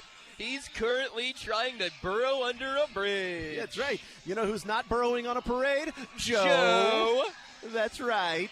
Joe Mama. I can see the the lights of the police cars that are leading the parade, the procession, right around the college basketball experience. Actually, it's over by the Grand building. So if you are listening and you're at a certain location that's further down, I can see the police cars and everything as they are making their way down past the college basketball experience, and we'll give you everything that's going on. But so far the highlight has been the Zero Sacks T-shirt by Creed Humphrey that I think will get a lot of run. I bet so. I bet we will. What was that, Lebo? You have a report from the street? They're about 11th right now. We're about 16th, right? There you go. So yeah, just by the Grand. I think I got pretty close, within a block, I think, of guessing where they were at that time. I've never been more plugged in with the cross streets in downtown Kansas City. Yeah. Somebody just threw something out of a window. I don't throw things on people unless you throw a beer to me. There's a lot of confetti that's been falling. There was also apparently a skunk that was killed right out front here. At least that's what it smelled like. Oh. But it went away after 10 minutes or so. It's weird. Typically that hangs around, but that one just went away 10 minutes later. I got really sad because I don't like it when little animals die, and then I got really happy because Kansas City's gonna. I think Kansas City's ready for the spotlight in the scent of the parade. I love it. Department. Yeah, I love it. I love what's going on, man. Proud of you guys down there. I love the vibe. This is great, man. This is just, we can do a regular radio show, or we can just enjoy it and bask in the fun and the atmosphere like everybody else that's that may not be able to enjoy it and be down here right now, but can hear the ambiance and hear what's going on, and maybe give them a little piece of that while it's happening. And we got a lot of analysis from Cynthia Frelund. We got a dude in a Kadarius Toney jersey down here. I'm just curious when he that. bought it. KT is here. He's right there. And he's got the hood pulled up over the hat like Kadarius Toney. Dude, I've never seen Kadarius Toney's ears. I don't know. Does he have ears? I don't know. I really don't. But Do you he's guys always do wearing the balaclava. Do you want to do some producing on air here? Yeah, dude. So I have been trying to call Trent Green to have him on for the last several minutes, and it keeps going straight to voicemail. So I don't know what cell service Trent Green has, but it's not doing great. So none of them down here. Is he down here? Supposedly. Yeah, I think he's somewhere. Theoretically, we might have Trent Green on, maybe. You know what? If it's able to go to his phone. All good. If we do, we do. If we don't, we don't. That's fine. Could he maybe write us a brief letter and then mail it to you? You know what? You can just read us. It might get here before you do. You mother bleeper. See, I wasn't. This isn't like, Josh parked in the wrong spot and then got lost, which has happened many times in my past. But Josh, here is what you have to do. I gotta be late next time. No, but you have to remember to do this. Okay. So as the parade goes by and it's fully gone, these streets will open up. Yes. You have to. That's allowed? Yes. From the front door here, you have to then set it. You're so right. To see exactly how long it takes you to get to your car and how many steps it gets to your car from here, and then compare that to what you actually did to get here the first time. First, I'm actually going to time how long it takes me to walk from the front door here to the front door across the street. Just those, I don't know. What do you think? What do you think? About 100 yards. About third and 12 here across the street itself, and then that's about 100 yards from here to the at the angle first. We're gonna. I don't know. From here to that building over there. It is bleep it. Kadarius is down there somewhere territory. Well, he is right there. KT is right there. He's right here. Yeah, I don't know when I'm just genuinely curious when he bought the jersey. If he was hyped at the trade, if he was, was it the VeggieTales touchdown that put him over the mark, or did he just pick that up this weekend? I think what happened is that's a Joe Montana jersey, and he just took the nameplate off the back and then put Tony sewed on there. I mean, look, how many rings did Joe Montana win with the Chiefs? Huh? I think that's actually a Jeremy Maclin jersey. Whoa! I saw a Jeremy Maclin jersey today. Did you really? I really did. I saw it was a kid too, which was surprising. Sure, it wasn't a Tony jersey. I'm 100% because it said Maclin on the back was my first clue, but I was really surprised because it was a little kid, which means that usually a kid gets a jersey and then they grow, and so maybe you get another one later on. That might be a Montana across the street there, 19 with the dude in the black hoodie that's up underneath it.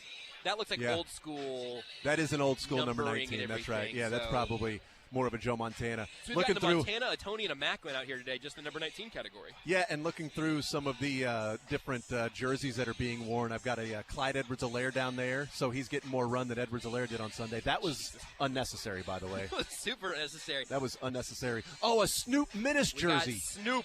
We got a Snoop Minnis jersey in the house. We talked about Kadarius Toney already. Ooh, there's a Patrick Mahomes jersey. That doesn't seem right. Tyreek Hill jersey. What do you think?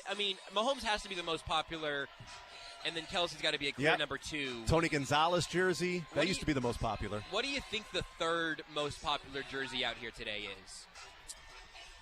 I've seen 3 or 4 Tyreek Hills. So, Hill might be a pretty popular jersey still. We got Eric Stone Street approaching. Oh, is that right? Somewhere. How about there that? we go. There he's right walking there. by. Eric Stone Street right there. Yeah, Modern Family. It's a modern parade right now. He wasn't at the first parade. Is that right? No, he had to film the Modern Family. He was filming an episode of Modern Family at the first parade, so he could not be there. And he said 100% he will be here today, and he's going to use the laboratory. He's going to the porta potty. He's using the porta potty right now. The Stars are out here in Kansas City, and he's back. And he he's was back on out a of the- bit. He was doing a bit. What a guy. That was the fastest restroom break I've ever seen. I don't think he washed his hands. He did that. Sir, he didn't wash his hands. Can we get him some hand sanitizer for Eric Stone Street? He was out of there too quick. There is no hand washing by Eric Stone Street right there. No chance. No chance he did that. All right, so it's getting ready to head this way. The police officers have parked their bikes. They are waiting for the parade to then catch up to them, as they are right now at Grand and Truman. So if you're listening and you're down the street, you may not have a view. Grand and Truman is where the parade route, or where the parade is right now, with the police officers waiting for the parade to catch up, waiting for those buses to catch up. And this first one is filled. What looks like the drum line maybe for the Chiefs, maybe some cheerleaders some as well. Cymbals and some confetti's happening. That's right. Some confetti and some cymbals there as the parade is here. Championship number 3 for the Chiefs organization is here. One of the things I did start off talking about, Josh, was the last 4 seasons, what it does to legitimize the Chiefs organization. That for a long time we felt like this organization and franchise was deserving of being thought of as one of the best in the NFL. Yeah. But at the end of the day, it was, but there's one Super Bowl. Yep. Well, the Cowboys are America's team, but the Chiefs are, 5 Super Bowls. Y'all got one Super Bowl. Now they have 3. 6 franchises in the NFL have more. That's it. It's crazy. And you win one more. Now you're talking about 4. Now you're in the top echelon of franchises.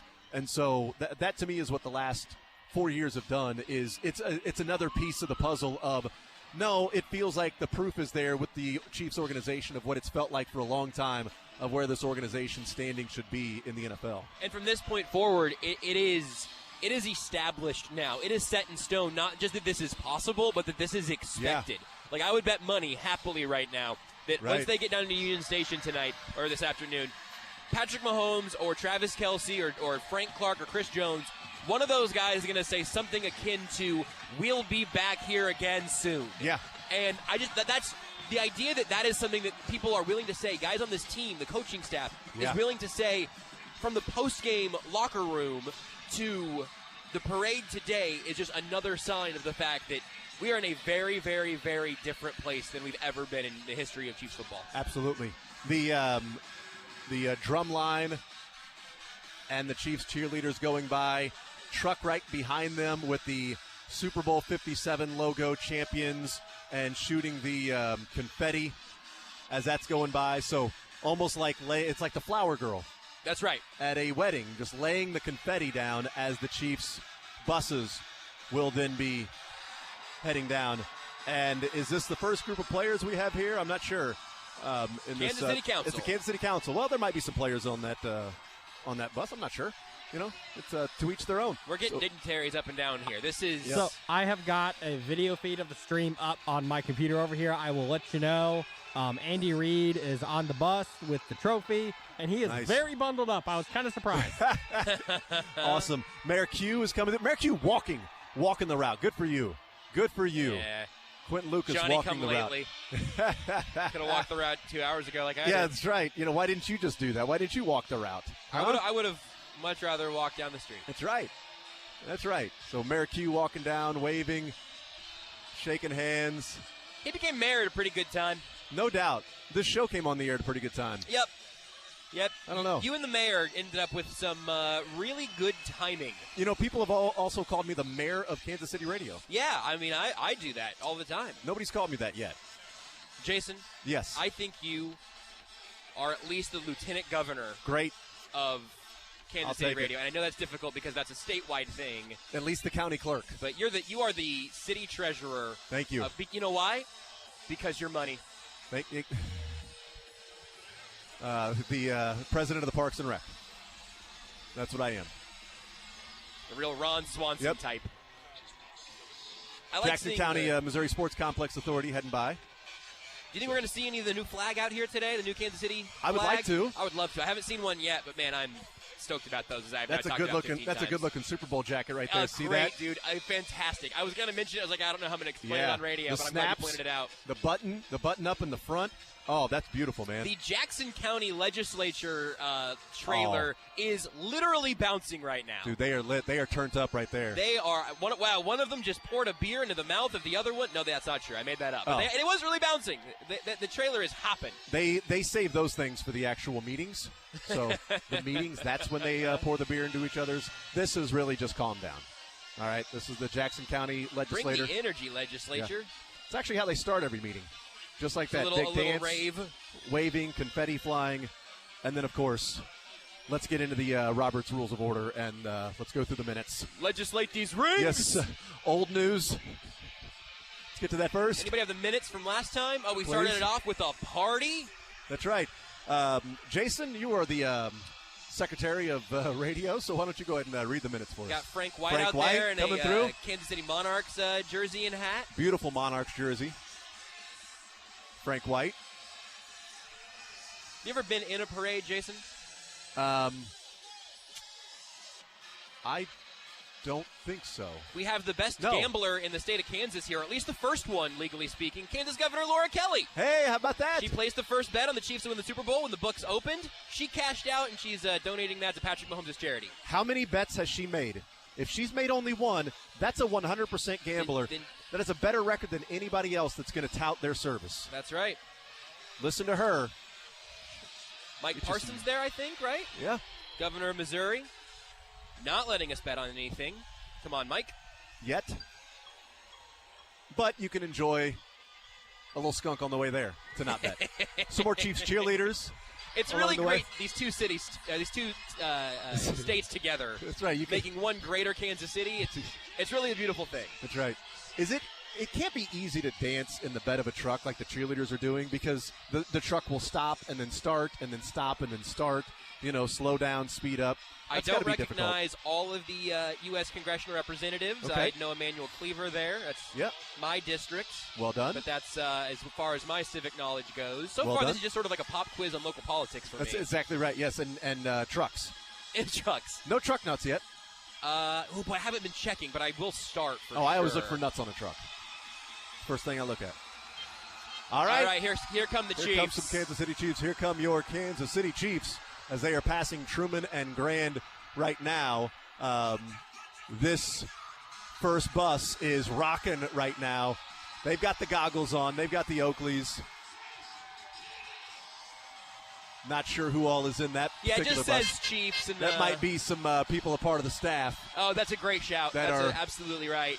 Which, by the way, deservedly enjoying. Yes, if you see any members of the Chiefs training staff or equipment staff, I don't know if you That's saw right. Alan Wright's tweets after the Super Bowl just saying 7 studs, as the Eagles had way more issues slipping than the Chiefs did. That's empirically been counted out. Yep.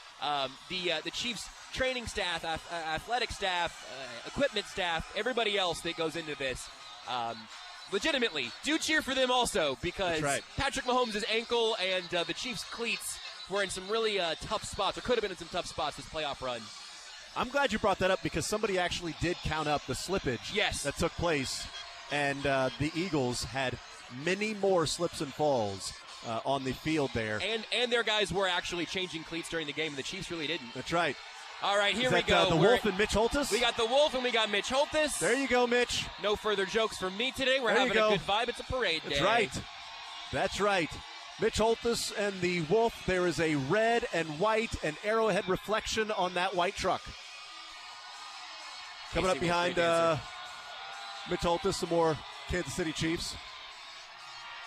Had to take a video for my daughter. She is a big Wolf fan. Likes to call him the Wolf. That's really it. Just the video the that you were wolf. taking for your daughter there was of the wolf? Yep. Not of Mitch Holthus. Got it. You jerk. I didn't say it. I asked Sure. You, I asked you a question. You inferred it. Okay, you didn't say it, but you meant it. I might have. All right. Not cool, man. Not cool. The world champions bus is pretty neat. That is awesome. You're not wrong that about has that. not gotten old quite yet. That we're in a second season now with a whole bunch of Super Bowl champion It's season number 2 around Kansas City. Was the second season of this series good? Was it better than the first? Because the first season was amazing. This one was definitely more stressful, I think. Yeah, you're right. Although there were some pretty scary points in that first one. Pointing at cameras. Oh, yeah. PR staff, yep, Brad G. We got and them. PR? Oh, Yep. we do have PR. We got some PR. Where do you see Brad G, Lebo? Got some PR. There's Brad G right there in the gray. At the end, he's doing the tomahawk chop. There or you the go. chop. There you go. There's Brad. That's right. Some more coming by. I'm trying to get a read on some of the familiar faces, but again, so many of these people work behind the scenes. That's right. And then you don't hear their names very often until Patrick Mahomes' ankle turns into flubber. That's right. And for a miraculous comeback. Or the back of Travis Kelce. Josh, this is for you. I've seen this on Twitter. You need to be on the lookout for Orlando Brown. He is wearing a giant fur coat. Yes, Nice. fantastic. I was keeping an eye out. He was really high on my fashion watch list today anyway. Obviously, his first ring didn't get to show out in the last parade. No, he did not. So I think what's going on here is this is going to be the support staff and those in the organization that have worked hard behind the scenes that have come by and coming up down the road, and it's a pretty decent ways back, is probably going to be the parade of the Chiefs players. Let's sneak in a quick timeout, and we'll come back, and then by the time we come back, the Chiefs Lombardi Trophy coaches, players will be here. We'll continue our coverage as we are hanging out at the parade route on Grand. Our coverage presented by Pizza Shuttle, Brobeck's Barbecue, CBD American Shaman, Wholesale Batteries, and the National World War I Museum and Memorial, and Grinders. More Zone next. Want to see more of The Zone? Watch the show live on the Sports Radio 810 WHB Facebook, Twitter, YouTube, and Twitch.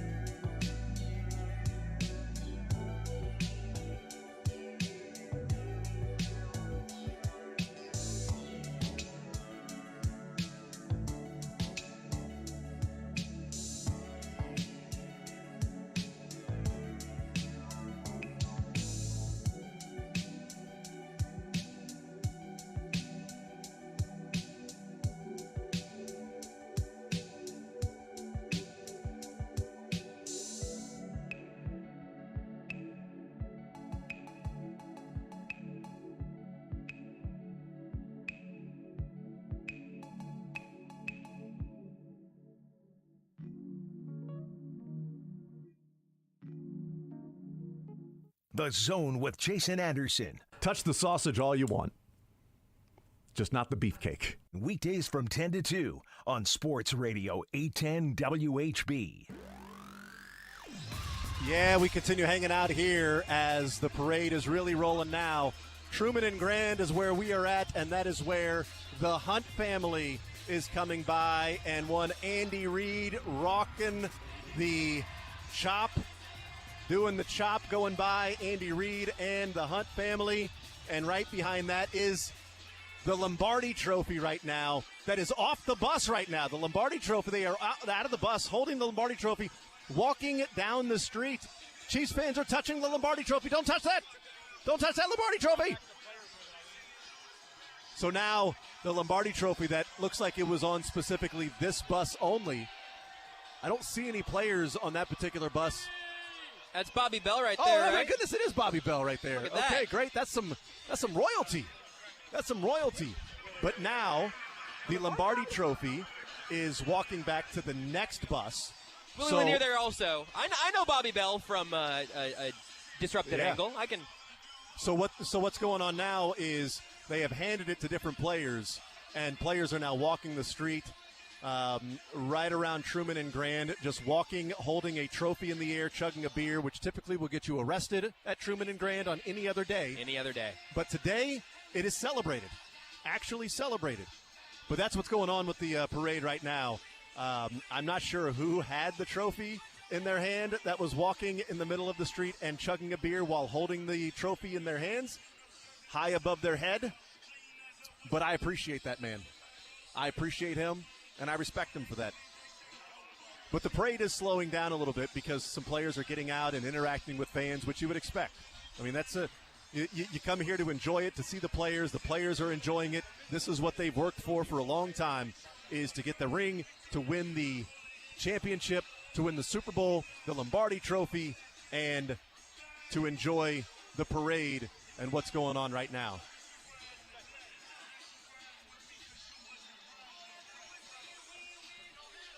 I imagine the music is coming through.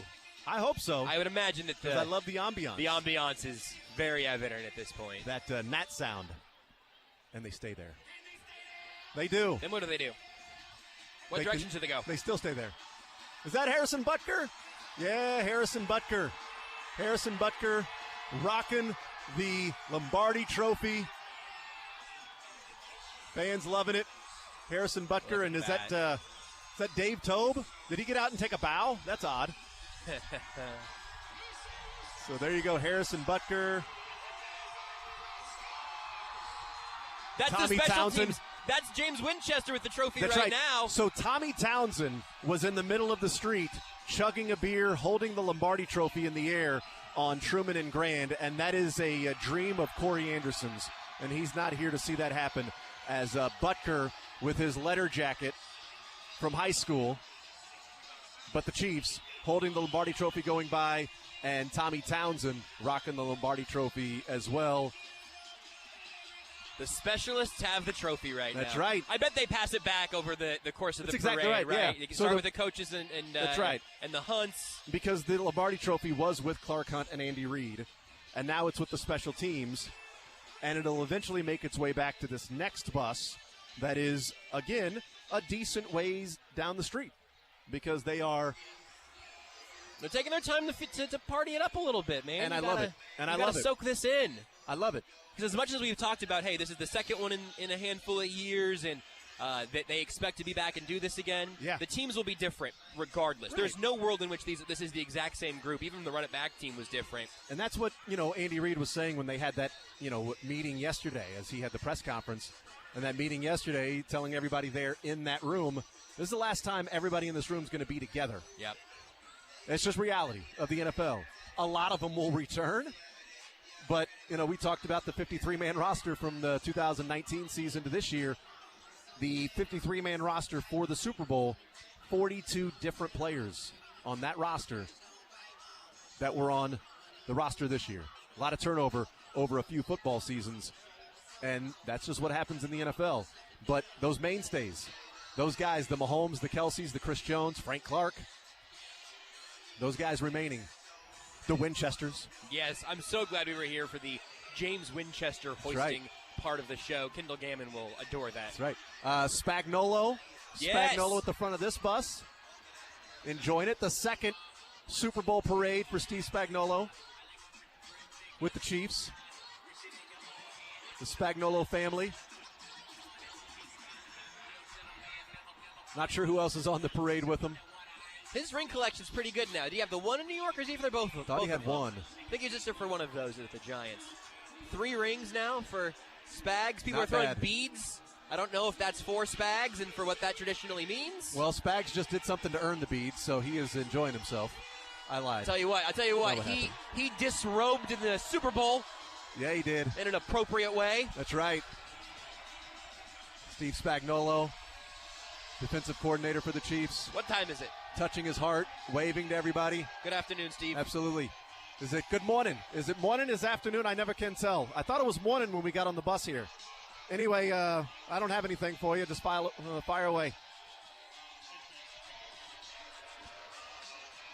So there you go, as that bus heading by. Beards, let's go ahead and sneak in a timeout here because there is a decent There's a good gap between the two. There's the Lombardi Trophy right there. Oh, it's making its way back. Lombardi Trophy is right there. Getting on the bus. You just missed it. Darn it. They just walked on the bus. Just walked on the bus with the Lombardi Trophy, so it is making its way back. I don't know. This might be the spot where the Lombardi Trophy keeps getting passed back because the buses are so spaced out. We'll take a timeout. We'll come back, and we'll continue with our coverage hanging out here at the championship parade presented by Pizza Shuttle, Broback's Barbecue, CBD American Shaman Wholesale Batteries, and the National World War I Museum and Memorial and Grinders. We'll take a timeout. More Zone next. Follow the show on Twitter at J810Anderson, at JB Brisco, at Beards McFly, and at Sports Radio 810.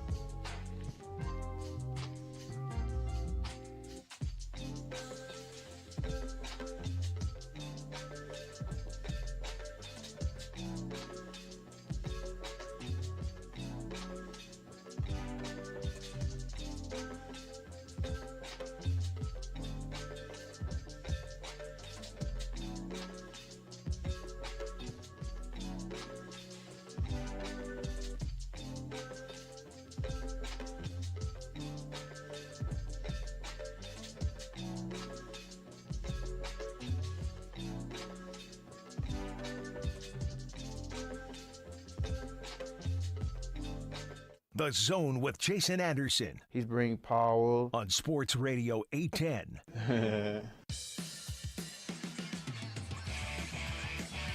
All right, we continue our coverage here from the parade just above Grand over by Truman as the buses are coming by. There was a decent gap between the buses, so if you're down the parade route a little bit. But right now we got a few Chiefs players here that are out enjoying themselves off the bus, dancing, having some fun right now. Trying to picture or figure out who it is that is out dancing and loving themselves some victory parade right now. Trent McDuffie down here. Yep, that is definitely. So this is the defense right now. I think we got some DBs. I can't see all of them. A lot of them have goggles and hoods on. So okay, that's Josh Williams over there in the white jacket. He is fully dancing with fans. No doubt. Yeah, Josh Williams there. So this is going to be the defensive room. I think these might be corners out here. Well, I don't know. There's Chris. Well, no, those are Orlando Brown right there. Okay, so all right. The buses keep coming. That's right. So some cornerbacks over here as they are coming by and enjoying themselves. And then we also have Orlando Brown in a very big fur coat. Boy, it has to be to fit him. Offensive line here. Andrew Wiley loving himself, looking for some Pokemon right now.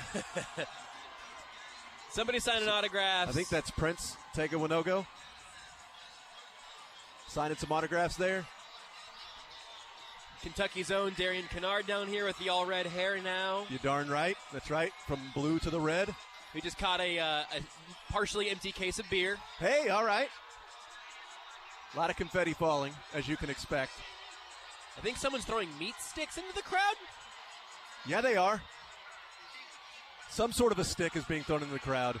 Kennard having trouble getting this empty box back up to the bus. He got it. He got it up there.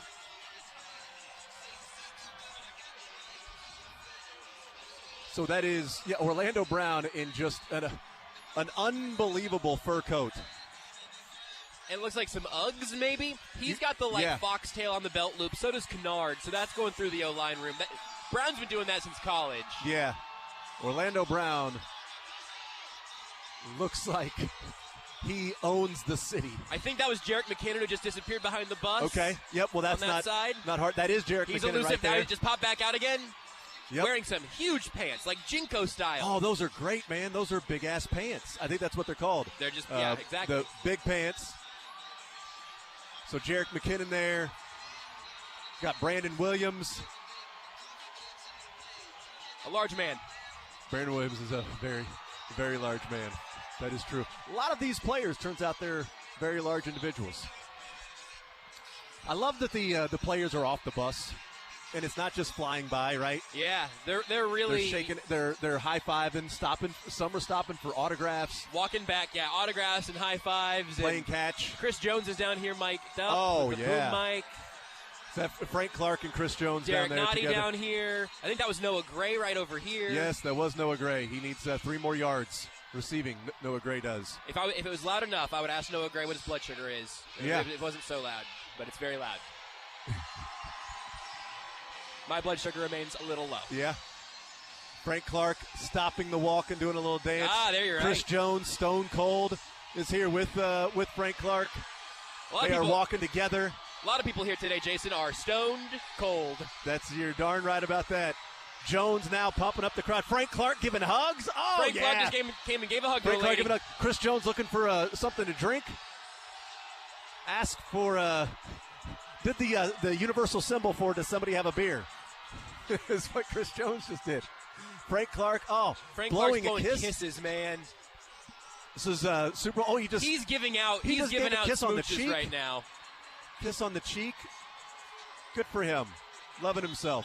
Nick Allegretti and Andrew Wiley have beer. Wiley, they're throwing beer beers. Me. I need the beer. Andrew Pikachu Wiley. personnel. Come on, catch them all. Mahomes let you down. Catch them all. I'll catch all these beers. Nope. You're going to catch this empty box. George Karlaftis drinking out of a gold champagne bottle. Karlaftis and his girlfriend, who was on draft night with him, that they were talking about. You got drafted by the Chiefs. Look at that. You went to the Chiefs. Now they're here. Someone is currently raining beer down. I think, is that Brandon Williams? Oh, that was Brandon Williams. It wasn't Brandon Williams a second. I don't know. Large fellas. That is a big individual, man. Throwing drinks and. That's right. Enjoying themselves. Having a nice time. Got some smoke being A lot of blown cigars. here. Look, I know Good that this for is them. not a time to talk about what the Bengals have done in a good sense. Yeah. But I do think Joe Burrow at LSU really kind of brought the cigar game back to the You're surface. right about that. And now if it's ironically or Pacheco. not, Pacheco is appropriately, he is dancing. And he's as you've seen him do many times in locker You room know how I videos. know it's Pacheco? The hair and a Rutgers sweater.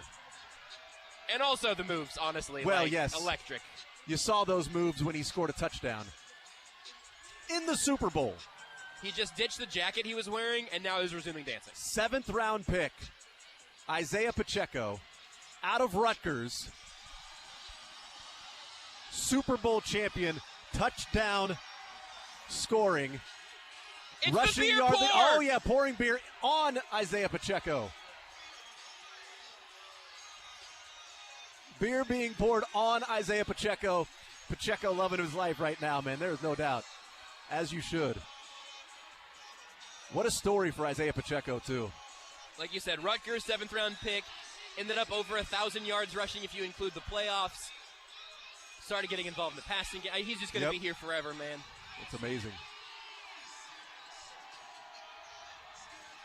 Is that Lucas Niang? I think right here's Trey Smith. That is walking Juan this Thornhill. way. 0 sacks also here. Oh, yeah, Trey Smith That's with Trey the 0 Smith sacks. with the 0 sack shirt. Yes. 0 sacks, Trey Smith. You got Marquez Valdez-Scantling walking down the middle of the street by himself. Juan Thornhill walking there with a beautiful jean jacket with his number on the back. Ooh, that's nice. That's clean. Creed Humphrey rocking a beer and a 0 sacks shirt. Love it. Love it. Who is it? Who is it with the goggles that says "put it on a bleeping shirt"? Not just the 0 sacks. He's right here. Is that Tooney? Oh, there's a bleeping. Is Joe Tooney wearing a shirt with a bleeped out curse word on it? I mean, I can't imagine that would be the case. Would that really be Joe Tooney? Dude, it looks like Joe Tooney. He's wearing huge goggles, but that beard looks like his. Wow, would Joe Tooney actually have a shirt with the F word on it? Now, there are 3 stars. More than that on this Chiefs team. But 3 stars on that shirt. So, yes, Joe Tooney coming through. Offensive line coming through. The defense coming through. Smells like we got another alarmed skunk out here somewhere. Yep. Hope that That's poor right. animal's doing okay. And you know what?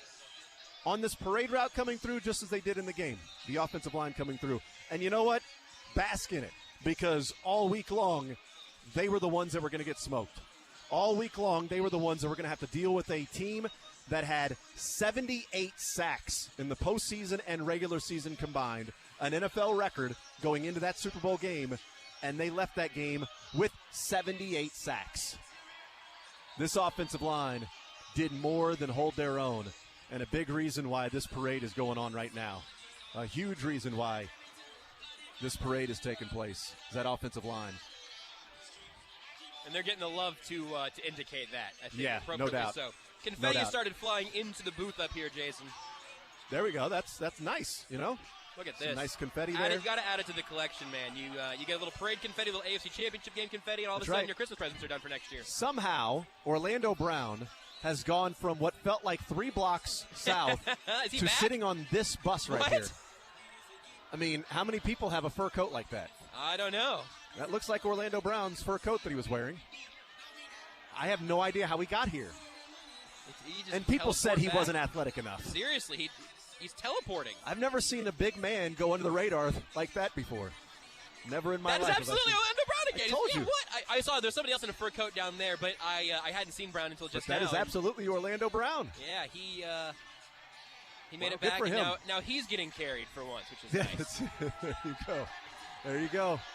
Next busload of players coming through here. Looks like some coaching staff a little bit. Some chops going on. Let's go ahead and take another timeout.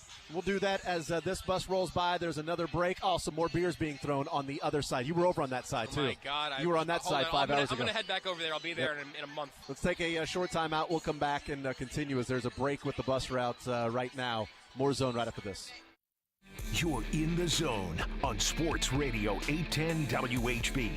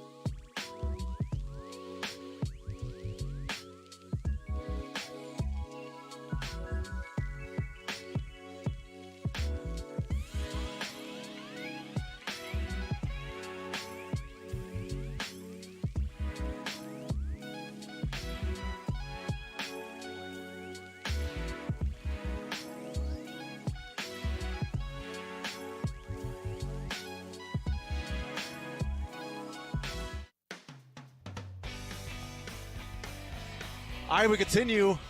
Parade route. Hanging out on Sports Radio 810 WHB. The next set of buses coming by look like the wide receiver buses. Sky Moore. MVS made his way from down the parade route back to this bus. More confetti continues. Justin Watson. Beautifully. A nice catch by one of the lovely ladies that's on the bus with the football. That was awesome. Nice catch there.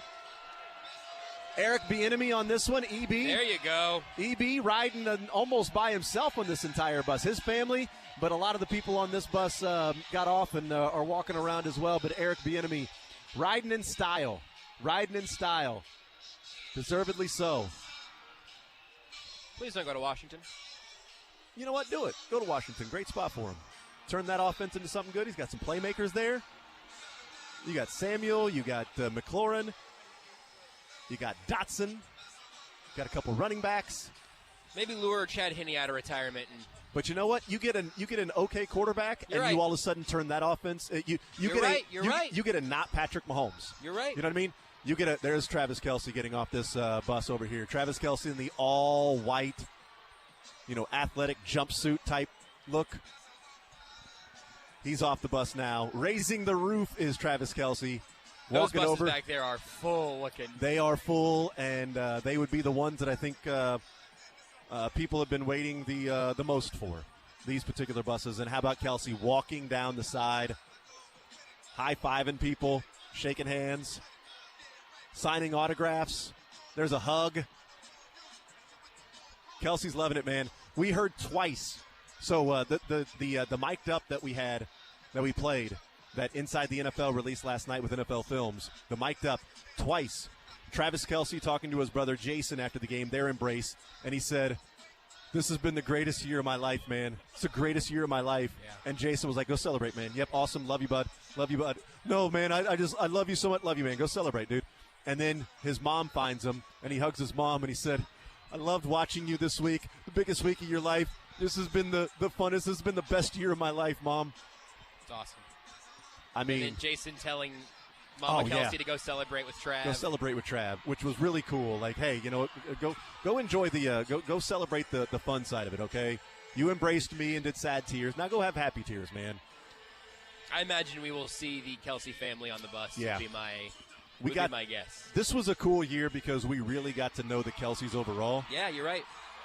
So there's Patrick Mahomes, just got off the bus here, and Mahomes is now walking down and high-fiving people and shaking hands and everything. So Patrick Mahomes is now out. He's wearing the belt.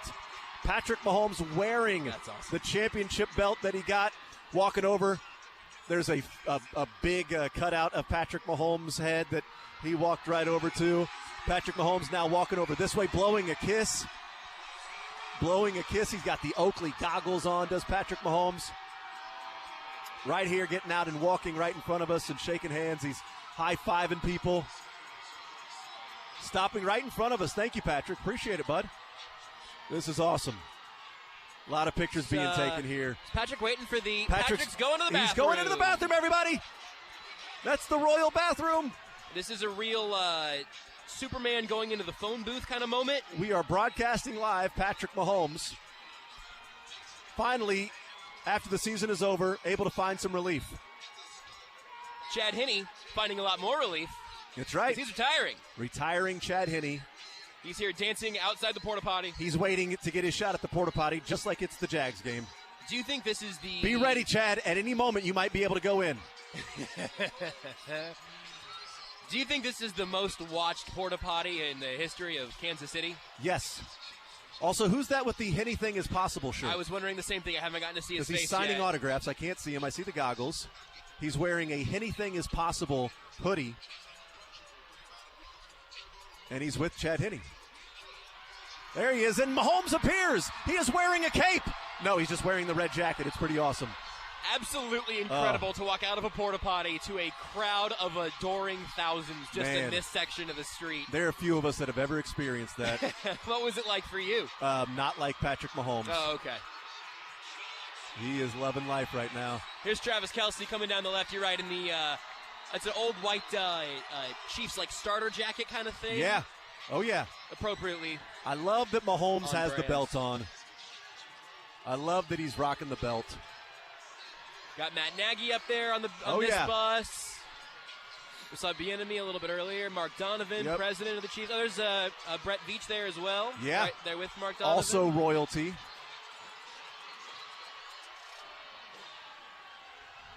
Travis Kelce right here as well, signing autographs. If you didn't hear that in the background, they just played the clip of Travis Kelce saying, "No, you're rolling. Shut your mouth, you jabroni." Travis Kelce right here signing autographs with some fans and high-fiving everybody. The best year of his life.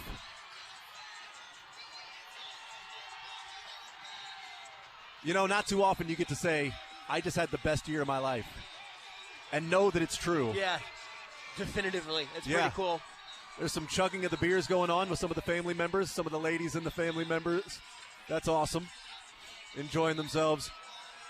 Travis Kelce here for a while, just signing a lot of autographs, man. He is taking his time. That's pretty awesome. There's the MVP trophy Mahomes is holding up. The MVP football, gold or silver or platinum, whatever that trophy is made out of. He is holding that thing up in the air like it's young Simba. You think he's going to throw it? He did throw it. Oh, my goodness. Who did he throw that to? He sure did. Who did he throw that to? I don't know. Somebody in a big straw hat? He just threw the MVP football trophy. I need to know who he threw that to. We got a beer to the sky from somebody. I think Juju just chucked a beer. Not to me, though. Oh. That's too bad. Nope, not Juju. You're listening to Sports Radio 810 WHB Kansas City. Travis Kelce soaking in this moment, man. He is walking really slow down this route. The MVP now going from one side of the bus to the other, holding the hands to the ear, rocking his WWE belt, World Championship belt. Oh, now Kelce has a mic. You can hear in the background, that's Travis Kelce with a microphone talking.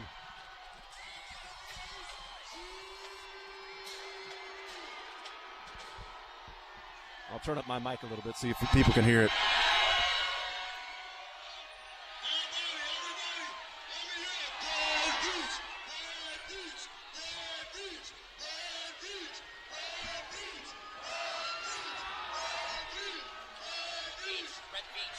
Brett Veach. Chanting Brett Veach, Travis Kelce was.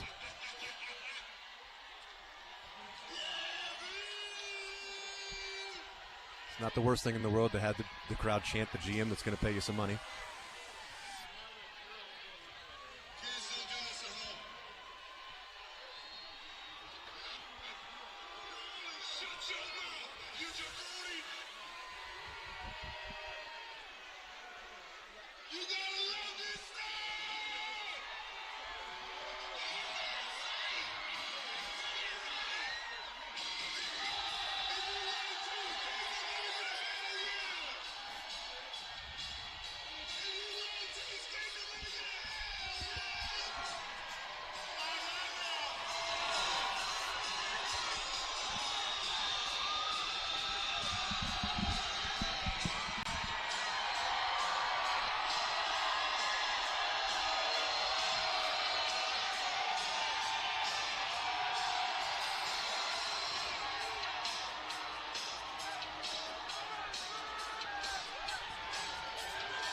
I think Travis has now put down the microphone and is continuing to walk down and shake hands.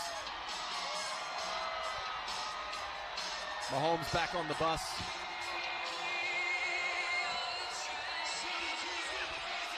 And the final bus coming through here. The rumble, the Chiefs drum line coming through. And that'll finish up this portion of the parade as Patrick Mahomes and Travis Kelce and Brett Veach spending a good amount of time here as they are hanging out and spending a little bit of time here. So that was pretty awesome. Travis Kelce getting a microphone and talking a little bit there about the jabronis and chanting Brett Veach. Josh, I said when you took your headset off to have your microphone turn into a crowd mic to pick up more of the ambient sound and the Travis Kelce on the microphone. That worked, Beards. I said it's not a bad idea to have the crowd chant the name of the GM that's going to get you your contract to take care of the money for you. That's a great point. Chad Boger, Chad Boger, Chad Boger, Chad Boger, Chad Boger. Listen in. The whole Chad Boger. They're doing it. They did it. Chad Boger. Yeah, they all did it, man. That is awesome. Thank you, everybody out here that's doing that. So I appreciate it. I'll give you a percentage of whatever I get. Let's pay Jason. Yeah, let's do it. You know, somebody down at the Super Bowl said, Chad, I don't know what you're paying this guy, but he's worth double. And Chad said, I'm already paying him triple what he's worth. And I thought that was the best line I've ever heard. Wow. It hurt my feelings a little bit, yeah, but was the best line I ever heard. That's a good line. Absolutely. All right, so let's go ahead and get a break in here, and we'll come back and wrap up at least this portion, but continue to tell you what's going on, and if you're driving around, some other things that might be happening on the parade route. But I'll tell you what, that was pretty cool. I'm not going to lie. That was really, really cool what just took place here right in front of us with Patrick Mahomes and Travis Kelce being out there and interacting with the fans. And you've got, it's amazing, one of the biggest superstars on the planet walking down Grand in your town, Kansas City. Walking down Grand in your town, shaking hands and high-fiving. You may have also seen, both from the players and the fans around, some incredible gear from the right. Super Bowl. I'm telling you, that is the truth. I got a little Super Bowl 54 merch on my head right now, but the stuff from the Super Bowl has been incredible. And if you want to go get some of it for yourself, you can go do that at academy.com, either in-store or online. Go to Academy Sports and Outdoors. They have everything you need to celebrate your champions with family and friends. Again, in-store or online at academy.com, and you get official Kansas City jerseys, hoodies, tees, plus way more styles and brands for the whole family. Nike, New Era, Mitchell & Ness. Find a better price from a competitor, they'll beat it by 5%.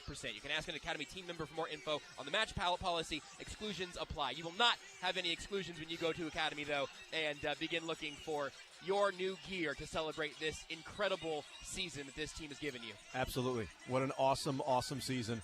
Awesome scene. And guess what?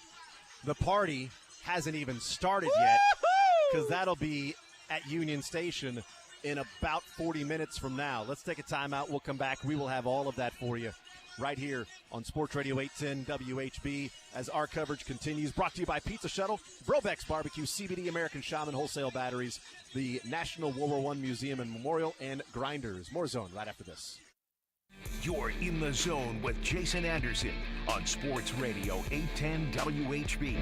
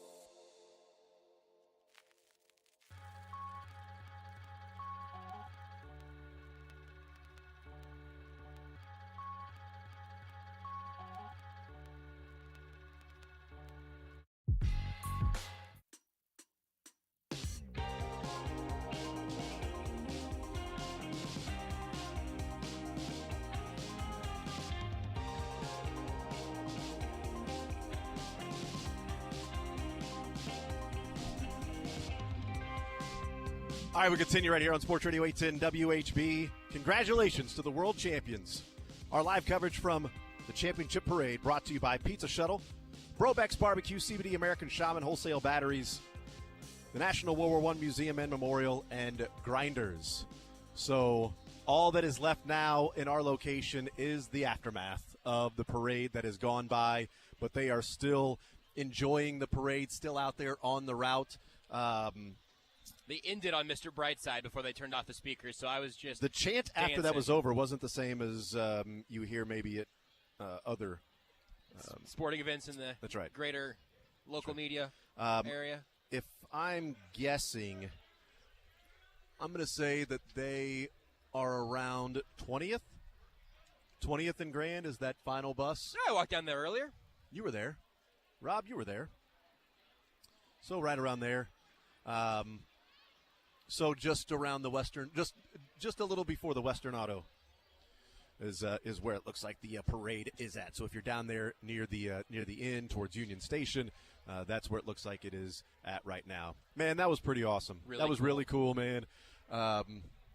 It's just amazing. 2 in 3 years, 2 of these parades, man, in a matter of 3 years, 4 football seasons, and this team missing the Super Bowl last year, losing the Super Bowl the year before, and just making this one all that more special. It feels like with what the team went through all season long, and some of the doubts that were there, the injury to Patrick Mahomes against the Jags. I mean, going back to that exact moment, I thought the season was done. Yeah, I thought it was done. He was on the ground. He was writhing in pain. Then you see him start to walk. He can't put pressure on it. And you know that he's really struggling to put pressure on it. And then they show the replay. And I'm like, is that an ankle or a knee? Is that MCL issue along with an ankle?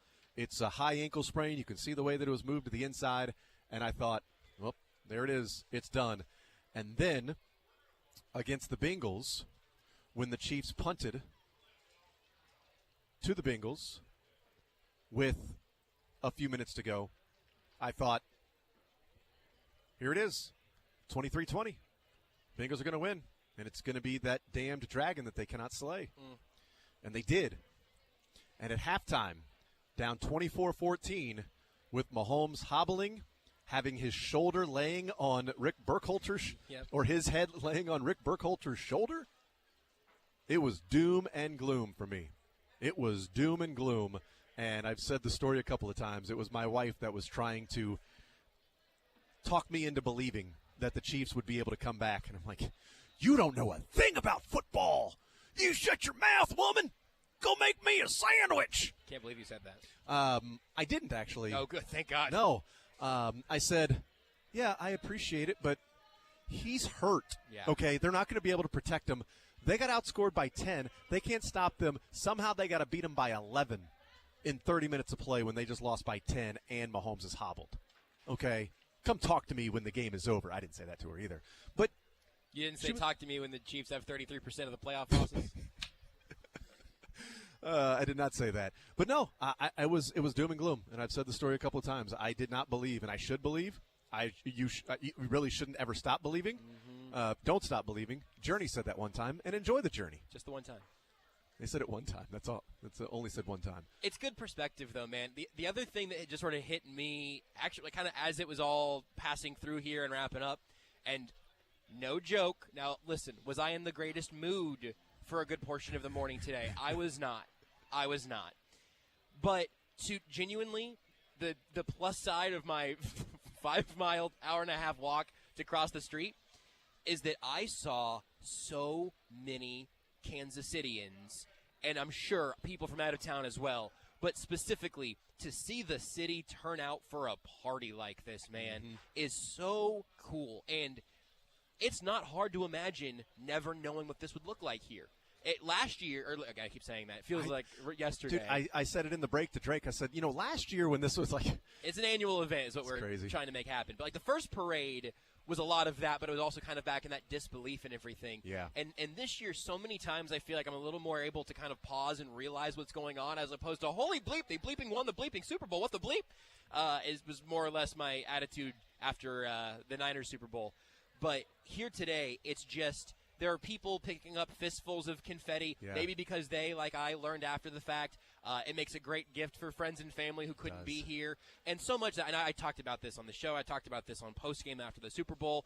But it is something that I am just completely unable to pry myself away from, is how so many things, all these arrowheads, all this red and gold, all of this Super Bowl merge from the last one and this one, and Bobby Bell wearing an old Super Bowl champion jacket. There is so much connectivity throughout this community, throughout Chiefs fans, throughout Kansas City, that I'm a little OCD about. It's not actually OCD, but I don't like clutter and trash all over if I can help it. There's no more beautiful trash in the world than red, white, and yellow confetti strewn across the streets of Kansas City. Yep, and that's the scene right now. Fans heading out, walking, and maybe trying to find a TV before the festivities start at Union Station, and those that'll be driving around, we've got it for you right here on Sports Radio 810 WHB.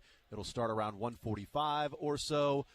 Beards, would we have time to play the mic'd up sound from inside the NFL, the little thing that I put together? Yeah, it's about 8.5 minutes. Yeah, I think that should be fine. Hey, well, before you do, can I say a quick thank you to our friends at University of St. Mary's? No, you can't. So let's play this clip. They've been tremendous. They've been with us for so long, and I wanted to give them the quick shout-out to let people know that if they're maybe looking to add a little bit to their education, the University of St. Mary Overland Park campus classes start on March 13th. You can learn more at virtual info sessions on February 23rd. You can RSVP for that at stmary.edu/RSVP. Thanks again to the University of St. Mary. I saw someone running by with a Nick Bolton jersey, which reminded me that I don't remember seeing Nick Bolton on this parade. I didn't see Nick That's Bolton. disappointing. There were a couple of coordinators and coaches that I was kind of keeping an eye out for. Yeah. I'm sure they're along the ride somewhere, and hopefully they'll all be at the Nick Bolton was probably somewhere stage. tackling somebody, so that's where he was. He was finding somebody to hit somewhere. Somebody ran out into the street. He was enforcing nobody's crossing the street. That's why for the I couldn't police. cross the street. Is if I would have, Nick Bolton would have killed me. Was Not on purpose. He just would have been hitting me, and I would have died. Ready to read your moves. All right, let's take a listen to this. This starts at halftime, so it is the second half, and take us all back to where we were feeling when it was 24-14. So I here it love is. seeing the players let their hair down. This is the moment where they can really be themselves. We about to get loose now. On the first drive of the second half, Kansas City played fast and loose, reminding everyone why they've been in 3 of the last 4 Super Bowls. In the shotgun, Mahomes gets the snap, hands off Pacheco over the left guard, touchdown, knifing his way in for the Chiefs, who are back in business. That's all y'all. That's all y'all. That's who we are right there. Don't forget about it. Flawless. We good, we good. We gonna get back, Fletch. He lets it fly, and it is complete. Dallas Goedert went up between 2 defenders. Hey, challenge. Hey, Dallas, did you catch it? You don't know? This is a catch. Hold him to a field goal attempt, baby. 3rd and 11. He fires. He's got Gainwell, and Gainwell will not get there. They might go for it. No, they're not. They're kicking it. Ball is spotted. Kick is up. And the kick is good. The Eagles lead by 6. When we get the ball, we go score. Touchdown. Let's go.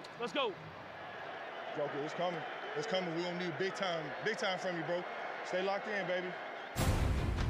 Kadarius Toney had been largely out of step with the Chiefs' offense since he arrived to Kansas City in late October. But after Juju Smith-Schuster set up the Chiefs deep in Eagles territory, Young do it left, dirty, X out of 35, whack corn dog. Toney's time had arrived. 3rd and 3, down by 6, receiver in motion, shotgun snap, here's a pass, backpedaling catch at the 5, caught by Toney, he'll breeze into the end zone, touchdown! Hey, let's go! Way to be great, dog. Great call. That's why you keep your head up, man, over there, right? Yes, sir. You never know. Huh? Yes, you sir. never know when those teeth. I'm always like that, coach. More. Hey, we more. We got to keep going. We got to keep on going. 3 and out. That's all we need. 3 and out. 3 and out. Kadarius Toney, who had the last touchdown as a deep man on the punt. Come catch it. You're good. You're good. Let's go. Retrieved at the 30-yard line by Kadarius Toney. He dances and breaks a tackle. Runs laterally on the 35. Blockers ahead the near side 40. Blocker at the 50 on the near sideline the 40. Getting a block at the 30 down the near sideline the 20. He gets another block at the 10. He spins to the 5. This kid's electric. All gas, no break. Down to the 5. Toney's punt return was the longest in Super Bowl history. The Eagles, who had been in command most of the game, now saw the Super Bowl slipping away. We're rolling. Hey, punch it in. Punch it in. Punch it in. This ain't what they want. This ain't what they want. This ain't what they want. We have to put up 7. We have to put up 7. Focus and energy. Let's go. 3rd and goal for Philadelphia. Mahomes shotgun snap, backpedals and throws a pass. Wide open, spinning catch, 5 into the end zone. Sky Moore. The Chiefs have compounded their lead now with 9:22 to go. 34-27. Biggest lead tonight. Sky Moore wide open. Another blown coverage. We're in the wrong formation. I know we were. I know. That's why I went the motion to run. Great job. We ain't done. Great job. We're not done. More. Let up. Don't more, let up. More. Hey, we're not done, bro. Hey, let's go. Let's go. Let's go. Keep playing. Hey, just finish. Let's finish. He'll run it himself. The 5 to the near side. Got a block. Spins. Dives. Tap. He got in. The 2-point conversion. He touches the gold end zone. Gets it in and ties the game at 35 with 5:15 to go. Let's go do it, 8-7. Let's go do it, Don. Yes, sir. Yes, sir. You just be you. We don't gotta be nobody but us, dog. In a motion, shotgun snap, blocked by Pacheco. Moving up, moving to his left, now to his right, running up the middle, 40-yard line. Here comes Mahomes at 30. A foot race to the 25, the 20, and he's down. How about this guy? Injures the ankle at the end of the first half. Battles back in the second half and has been spectacular, leading this team up and down the football field. With time running out, the Eagles defense faced a critical down and needed a crucial stop. 1:54 to go. 3rd and 8. Mahomes takes the snap. He's back. He is firing, and it is incomplete, but there's a penalty flag thrown. Holding. And I think it's going to be defensive holding against the Eagles. You are right. Prior to the pass, holding, number 24, defense. No way. 5-yard penalty, automatic, first down. Smith-Schuster wants to run that route where he takes him to the inside, and Bradbury just grabs onto him. It's game. They're gonna call that? It's game. Church mode. So don't score. Handoff, McKinnon gets a block from Kelsey, the 10, the 5, and slides like he's going into second base at the 1, not to go in. McKinnon could have run in for the touchdown right there. But why would he? Why would he? He did the right thing. And the Chiefs can run the clock. Right now, the Eagles' chances are dim. Hey, you made it close. You kind of close on that one, though. I was like, ah! Here is Butker to attempt a 27-yard field goal. Now, just for the record, Harrison Butker has missed some extra points this year. Come on, Harry. All the scrutiny all year, Harry. All the scrutiny all year. Drill this, y'all. It is a 27-yard field goal for the lead. Winchester the snap. The hold by Townsend. kick is away.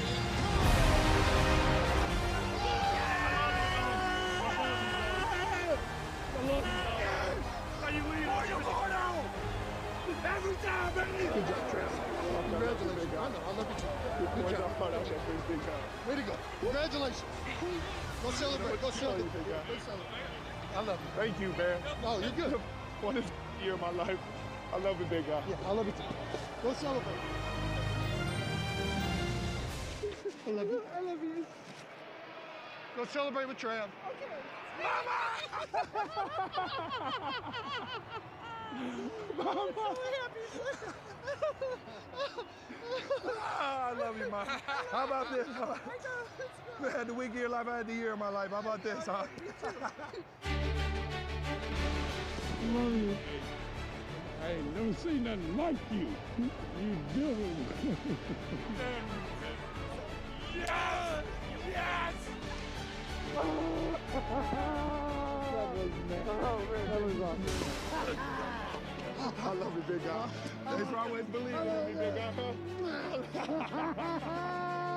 I owe you my life, big guy. It's the funnest ever, man. The funnest stuff ever. Two-time, baby. Two-time. Two-time. Can't tell us nothing, baby.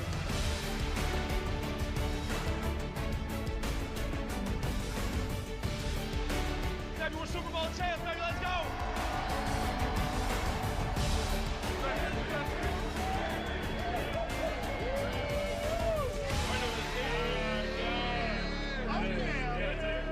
See you at the parade. Let's go. All right, there you go. There is mic'd up with some of the Chiefs players in that second half where I'll tell you what, some of the takeaways from that, and then we'll take a break and we'll throw it to the podium when they get there at Union Station. Some of the takeaways, how freaking locked in the sideline was. When Pacheco scored, running to the sideline, Kelsey and Mahomes, more. Kadarius Toney scores a touchdown. They go to the sideline. More. Sky Moore. Maybe that's what they were calling for. We're going to get to Sky. Yeah, they get to Sky Moore scores a touchdown. They come over, and Mahomes is yelling, "We're not done yet. We're not done yet. This isn't over. We're not done yet. Stay locked in. We need to keep going." The defense, 3 and out. We need a 3 and out here. Frank Clark called it. 3 and out. He goes out there, 3 and out. We need a 3 and out. And then they go and got a 3 and out, got the ball back. The ball's in the air on the punt, and Patrick Mahomes, you're good. Return that. And we talked about this, I know, but of all the ups and downs of this season from all three phases had enormous plays in the Super Bowl. Yep. You could not ask for a better Super Bowl. Absolutely. Could not ask for a better way to lead into this parade we just watched here today. And after the Sky Moore touchdown, Matt Nagy saying, "We were in the wrong bleeping formation." I know. And Mahomes go, "I know. That's why I looked right to go in motion." But, those things happen. Unbelievable. And that was, by the way, if you didn't, it was Jason Kelsey that said, "They're going to call that?" Mm-hmm. Well, that's the game. That's the game. And that is true. That was absolutely the game that was there. And then Travis Kelsey, come on, Harry. All the scrutiny. All year, all the scrutiny. Come on, Harry. Come through. Knock this through, man. We've talked about Kansas City being the soccer capital of America, and that's an awesome title that I think we've earned. Hey, Nate Bukaty's joining us. But right now, Kansas City is the football capital of the world. Yeah. We have the AFC Championship game here every year. We have Super Bowls almost every year, and parades every few. 2 out of 3.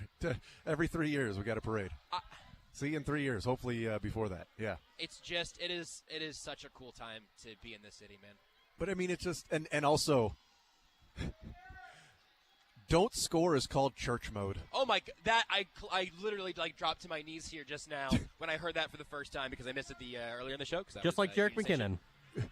Yeah, that's right. Yes, I heard church mode, and I immediately was like, all right, no scoring here. I heard that many times growing up. Do not score in church mode. Church mode, don't score. It's the corn dog and Pokemon and all that stuff and the reindeer personnel, all legends. But church mode, meaning don't score, might be my favorite tidbit of this season. And Jerick McKinnon turning the corner, and you can hear Mahomes screaming, "Go down! Go down!" And it's like, you scared me on that one, man. You made it a little too close for comfort on that one. Incredible. But maybe the takeaway is church mode, don't score. Church mode, don't score. And you got the actual play call of whatever team, corn dog. Corn dog. Corn dog. We'll take a timeout. We'll come back. We continue rolling. Our coverage here at the parade is presented by Pizza Shuttle, Brobeck's Barbecue, CBD American Shaman, Wholesale Batteries, the National World War I Museum and Memorial, and Grinders. More Zone next. Follow the show on Twitter at J810Anderson, at JB Brisco, at Beards McFly, and at Sports Radio 810.